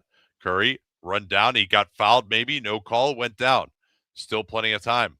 Porzingis along the baseline. He'll get the and one against Lopez. Was a little bit of a weird move there from Kristaps Porzingis, kind of swung through, but Lopez was not in position. That is a correct call.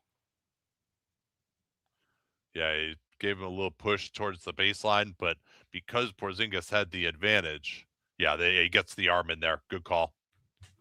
You couldn't see it until that angle. So Porzingis missed a couple of free throws earlier. Gets those.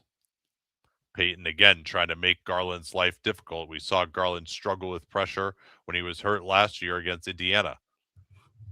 Payton running some time out of the clock. No Kawhi Leonard yet. Chris Dunn is back in to guard Curry. Garland has Porzingis trying to put him on skates. Garland on the drive.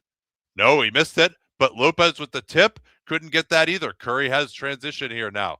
Dunn picks him up. He should run pick and roll here with Porzingis. Instead, it's just a 3 by Porzingis. That's good. And it's down to 3 all of a sudden. The yo-yo game continues. Timeout, lose. Surely Leonard will come back into the game. And Kawhi Leonard has played 32 minutes so far. So if he theoretically plays the rest, that will be 40 minutes for him. Curry is at 27 as of now.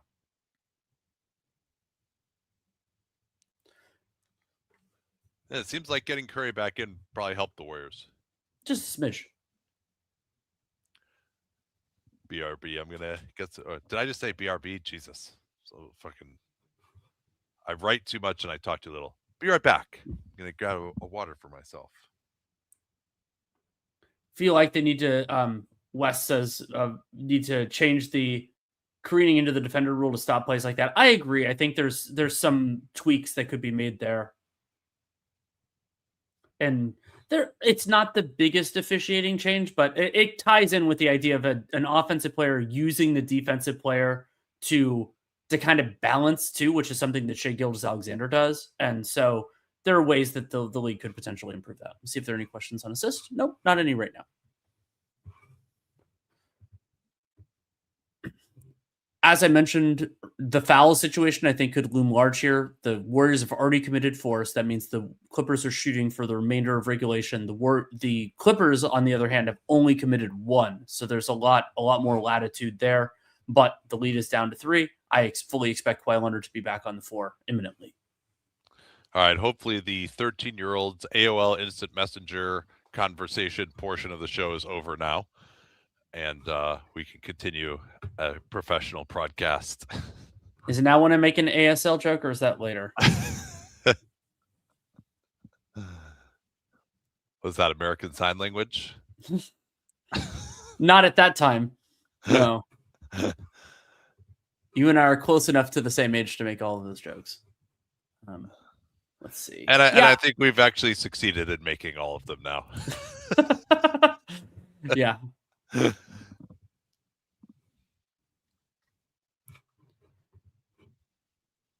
So I think what I'm looking for here is the Clippers is a little bit more stability on offense. Try to get a shot up. Try not to throw the ball over the gym. And Kawhi Leonard helps immensely with that. He gives them a place to go, a place to be. And I want to see. I think Derek Jones Jr. has battled through some of this stuff well. I brought up the point earlier where he couldn't run. I want to see how he looks the next time he checks in.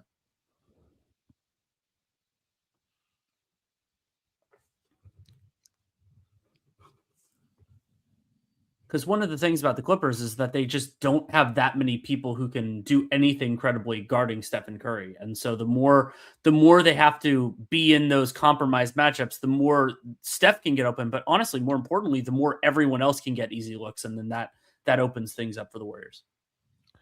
Yeah, another interesting rest situation is going to be Porzingis, how much he can play, because they really need him. Al Horford has been his disaster. I think they should, they could try to go Draymond at center, but then that leaves Santos on Lopez or Collins, which is pretty vulnerable.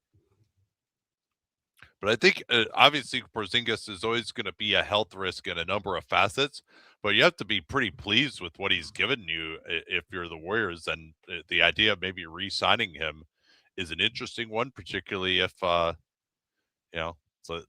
a number 34 might be interested, although supposedly it's really about being on the East Coast for Giannis. But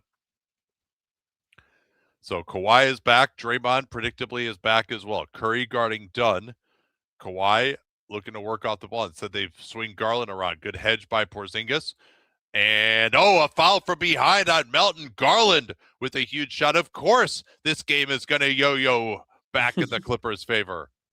Let's see if he gets him here. Was that Melton or was it Porzingis?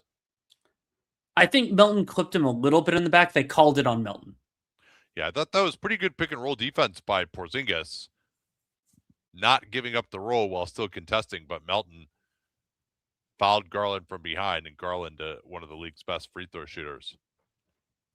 After that made free throw, the Clippers are now plus 17 in Kawhi Leonard's minutes. So now they're going to go after Garland with the 5 fouls. They give it up. Good job by Garland there, taking the roll man, Melton, that he was ready for that play. Instead, they screen off the ball for Porzingis. That was a reach-in foul and done. No one picks up Porzingis. No one picks up Curry, and he gets a backdoor layup. That's a really bad reaction from the guys on the backside. From I think that was Mathurin, who could have just taken a step in and wasn't guarding anyone in particular. Yeah, very intriguing action for the future. Porzingis and Curry interacting off the ball. Santos fouled Lopez, no call. Lopez gets that hook shot. That was a pretty egregious grab from Guy Santos that they didn't call. Curry attacks hard off the screen. Dunn tried to knock it away from behind. No foul. Here's Leonard ahead of the field. He missed it.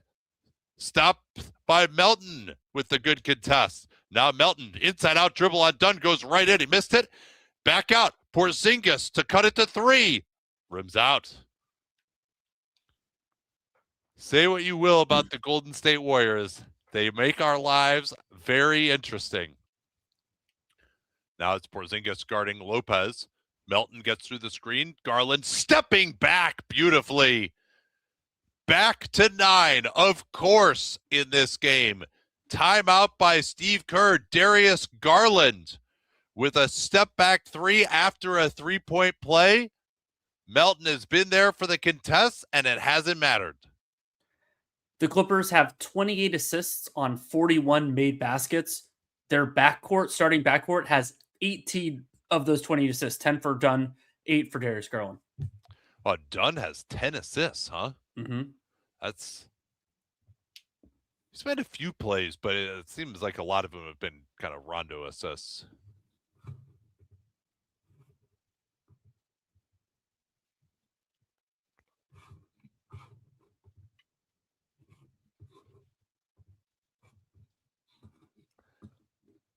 Clippers have really taken this lead courtesy of their offense. 121 offensive rating tonight. Both teams have turned it over like crazy. Warriors on 22.5% of their possessions, Clippers on 17 of theirs. And both teams around a point per half court play. The Clippers at exactly 1, the Warriors at 0.96. The difference has been transition 31-23, second chance in favor of the Clippers, second chance 15-11 in favor of the Clippers. Yeah, Clippers have 26 points off steals to 9 for Golden State. Golden State also a putrid 9 of 16 at the free throw line. Clippers have made 13 of 13. Yeah, Porzingis missed 2. Podziemski missed 3 of the 5 he's taken, and the only Warrior who has made all of their free throws is Stephen Curry. And this is a very Warriors stat here. Usually, the NBA will this official score will usually characterize steals for the other team or turnovers as either bad pass or lost ball. Usually, those are pretty even with each other. The Warriors, of their turnovers, 13 bad passes and 4 lost balls.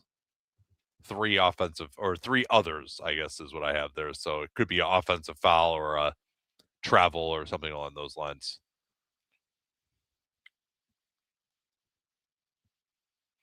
That was a huge play, by the way, by Dunn to knock it away from Curry from behind enough that he missed that layup, and then the Clippers were able to get transition out of that.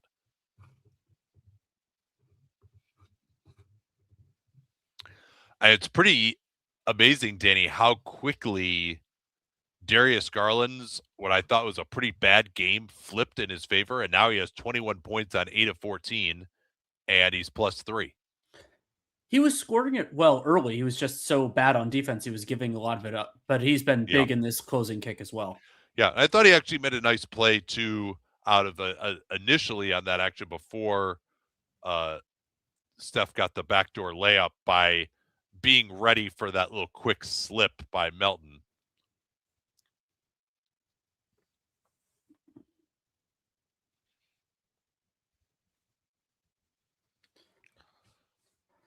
It's not really a good Watfo thing, but about how quick the hook will be for Paolo Banchero in that elimination game on Friday.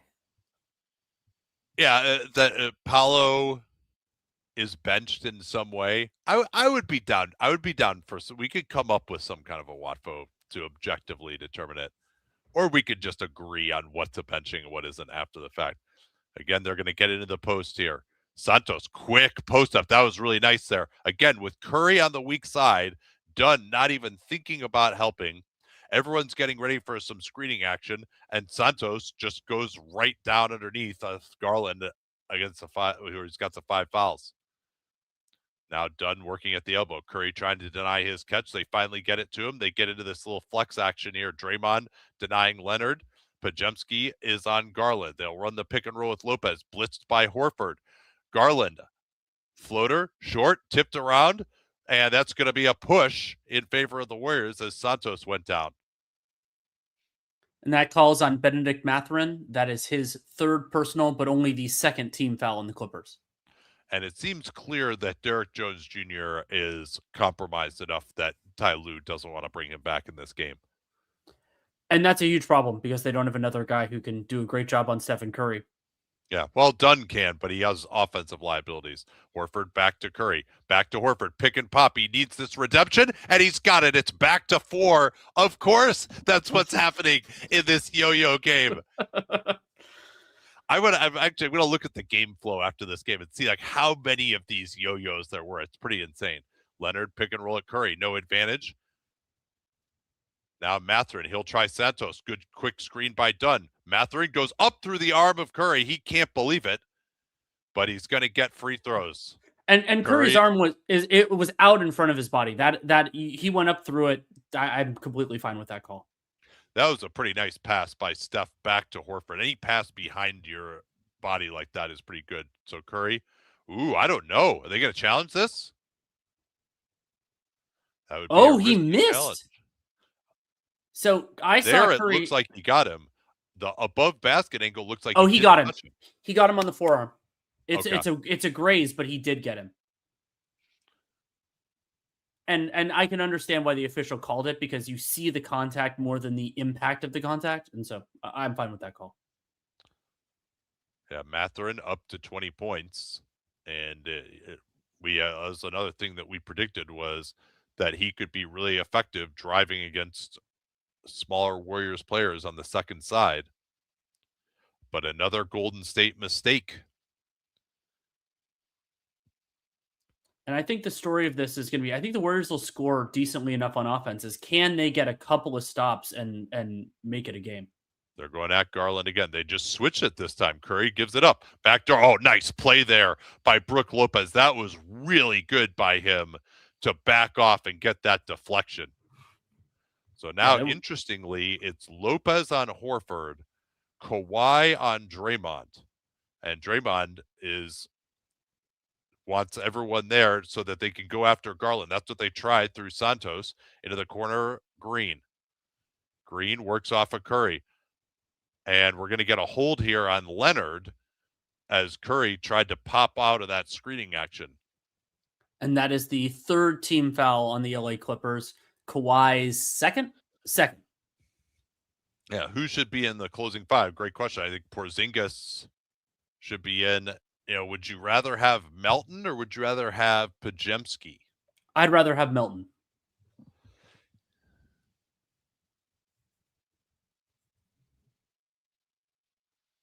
Here's Though Curry the shooting, trying to draw the foul there. Are they going to wave this off, or is this free throws? This is a huge call here if that's 3 shots. Let's see. So Dunn just fighting through. I think he does foul him there beforehand. I don't think that's a shooting foul. I think Dunn gets him with the left arm before the gather, personally. Well, now the Warriors are in the bonus. Into Santos. Santos almost ran into Curry. Santos on the drive. Lopez, good help. Horford, corner, quick release. 3, and Horford has 2 in a row. It's been a redemption arc for Horford as for Garland in this fourth quarter, and it's back to 3 again. They'll try to involve Curry in the pick and roll through Dunn here. He blitzes, then gets back. Curry's pretty good at that. Now Leonard sets the screen. Still no advantage. Garland on the attack. Draymond comes over to help out. Mathurin against Santos. Has an advantage. Time's running down. Crossover. Drives it. Scores it. No help there from Horford at the rim. He was occupied with Kawhi Leonard on a possible rebounding action. I don't know if it was a formal screen, but it would have been hard for him to get there. They're trying to look at Santos in the post, not there. Instead, screen away for Curry. Horford down the lane. Oh, great defense by Garland. Messed up the pass. Horford, another 3. 3 in a row for Horford, and it's down to 2. What a run by Al Horford. He's up off the mat. The Warriors haven't been able to get a stop here. Leonard going right at Draymond. He's had little success with that. He gets off the ball. Santos through the screen. They'll re-screen. Mathurin rejects it. Tried to draw the foul. Good pop out by Lopez, and he drains it. Beautiful footwork by Brook Lopez. And that little stunt from Brandon Podziemski, he's in a tough spot because it's Lopez for 3 or Darius Garland. It's a tough spot. Yeah, Horford had to help against Mathurin. They're going after Santos. They should continue to do that every time. Dunn almost had the steal. Curry on the drive goes right past Garland, floats it up beautifully. And Lopez guarding Horford did not want to help. When do you go to Porzingis here? Horford's playing well. We should get a timeout here pretty quickly. There's no use it or lose it going to be taken, though. Blitz on Leonard. Oh, that might have been a foul on Santos knocking away. Here's Podziemski. Gives it up. He wanted to get to Horford. He had the 3 himself. Santos on the drive. Blows by Lopez. Leonard, no help at all. Golden State is within 1. What a game.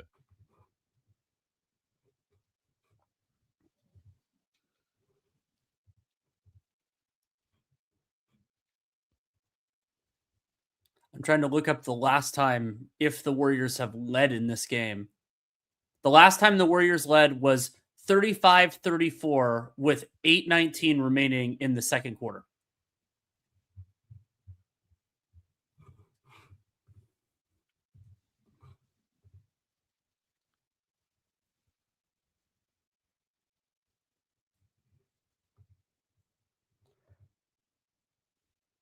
So Ben says, I assume. Yeah. Oh, go ahead. No, I didn't have anything. So Ben said, I assume not because of the crowd noise, but you can hear some fouls as well as see them. Yes. And when you're on the court, you can hear a lot more than you think. It's just, it's an interesting thing. I once asked a UCLA player about of the stuff that people yell, what can you hear? And he said more of it than you think. It's just with the way the sound reverberates, you can hear the contact a fair amount.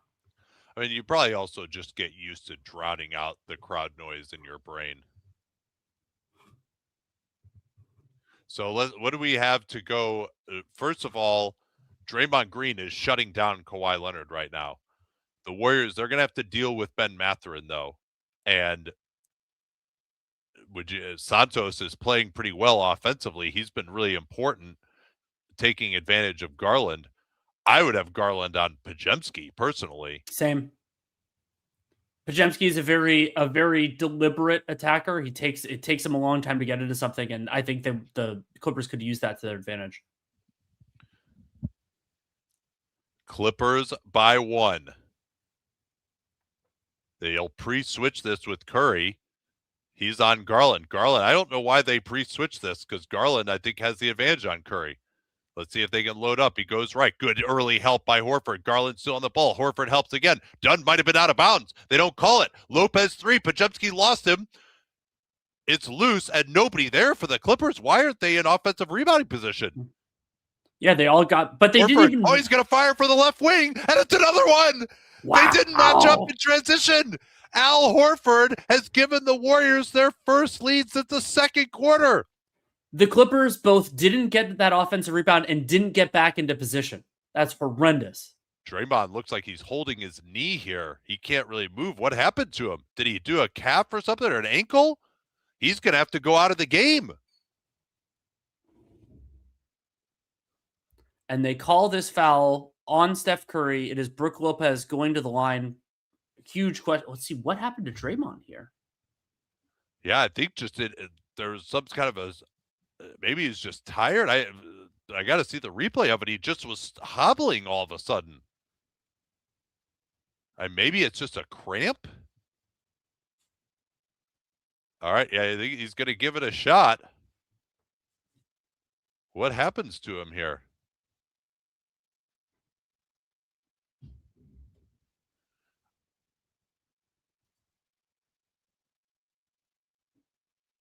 Yeah, you don't see Draymond get these sort of weird tweaks every once in a while.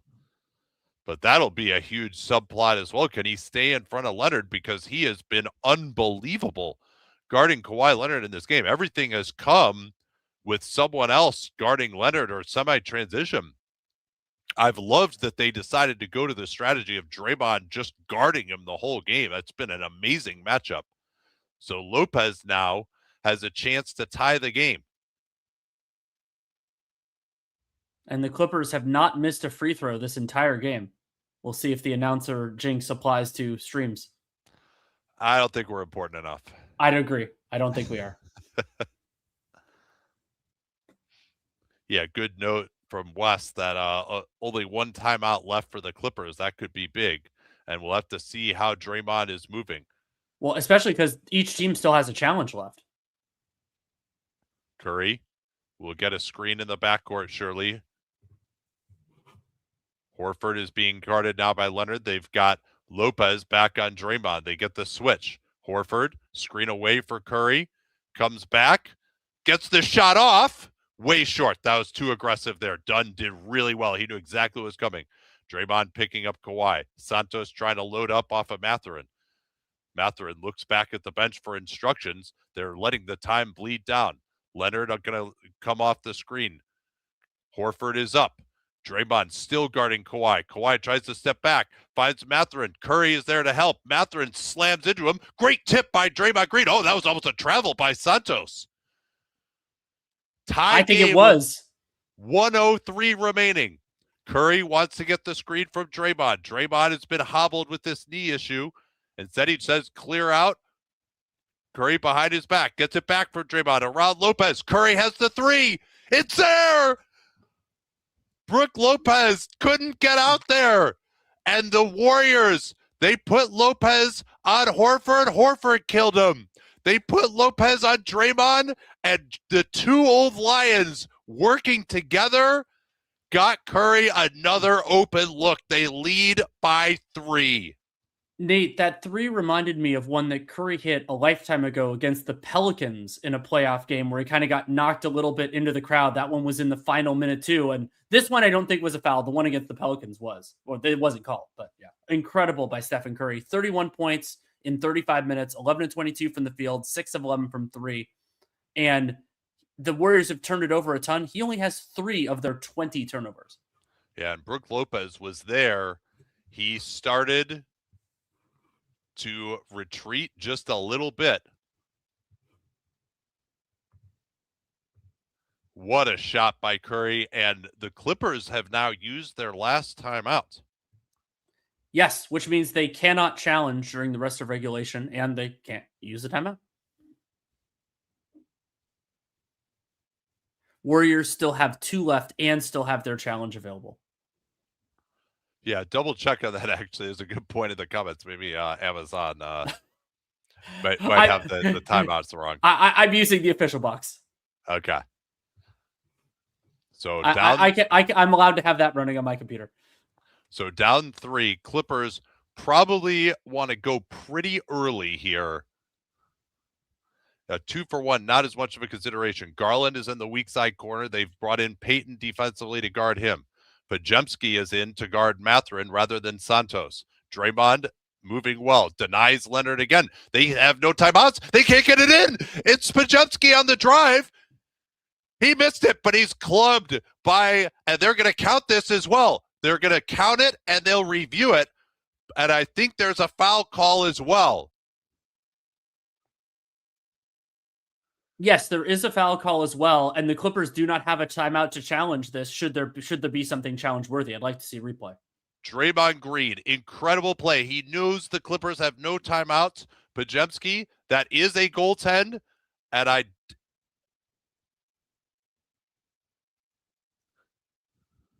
let's see if he gets fouled here as well. He does get his legs knocked out from under him. That would be, yeah, this is a foul here on Garland too. This should be. And that's an obvious goaltend. So Garland's should be done here. Did they call it, in fact, on Garland? They did. Draymond Green has erased Kawhi Leonard from this fourth quarter. And it's a good thing award ballots haven't gone out because they can consider for all defensive teams. No, they can't. They're not supposed to. But what a performance from Draymond Green. I mean, we'll talk about it a lot on Dunked On later tonight, but he's been incredible.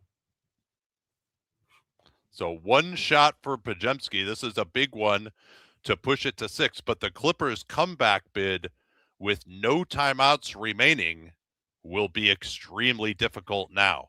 And one of the things the Warriors should do here with the Clippers having no timeouts is you slow them down. You try to use a little bit of pressure. Yes, it's possible that the Clippers score earlier here, but you want to try to slow it down. Then that gives you some potential advantage with the clock that you can wield on them. Yeah, they should be switching everything, I think, here to take away the 3 if Podziemski makes this free throw, which he does. Draymond again pressuring up on Kawhi. Kawhi can barely even get the ball. Kawhi going to try for the 3. Draymond takes it away from him. Another incredible play by Draymond Green. Curry has it. He'll drive along the baseline. He's trapped in the corner and fouled. That'll be free throws. And that's going to do it. Draymond Green, a virtuoso defensive performance. Kawhi Leonard never turns the ball over. And Draymond just took it from him. And it speaks to the versatility of Draymond Green that he's been a perimeter defender in this game. He has done none of the things that we think of with him. He had a couple of nice deflections. He's been a one-man band on Kawhi Leonard, and that band's playing a really good tune. Well, Curry missed the free throw, but a 3-possession lead here should be sufficient, again, with the Clippers out of timeouts. By the way, the Warriors are 10 of 18 from 3 before the second three-pointer or the second free throw attempt for Steph Curry. Ooh, almost missed that one. Leonard will push it up. They want to just not give up a 3 here. Leonard can't even create any kind of space. He's swallowed up again. Lopez, now it's Green on him. Green just barking at him. They can't even get a shot off. Underneath, finally, Leonard with the dunk into Curry. They're going to have to trap here. That's a foul. How did they not call that? Curry gets off the ball, though, and finally Podziemski's fouled with 9.5 remaining. And it's strange. We've seen that a couple of times in recent vintage of a team being in a foul situation and them not calling what seemed like a clear foul. But so you could argue that the Clippers were actually hurt by that, though it's Podziemski going to the line instead of Stephen Curry.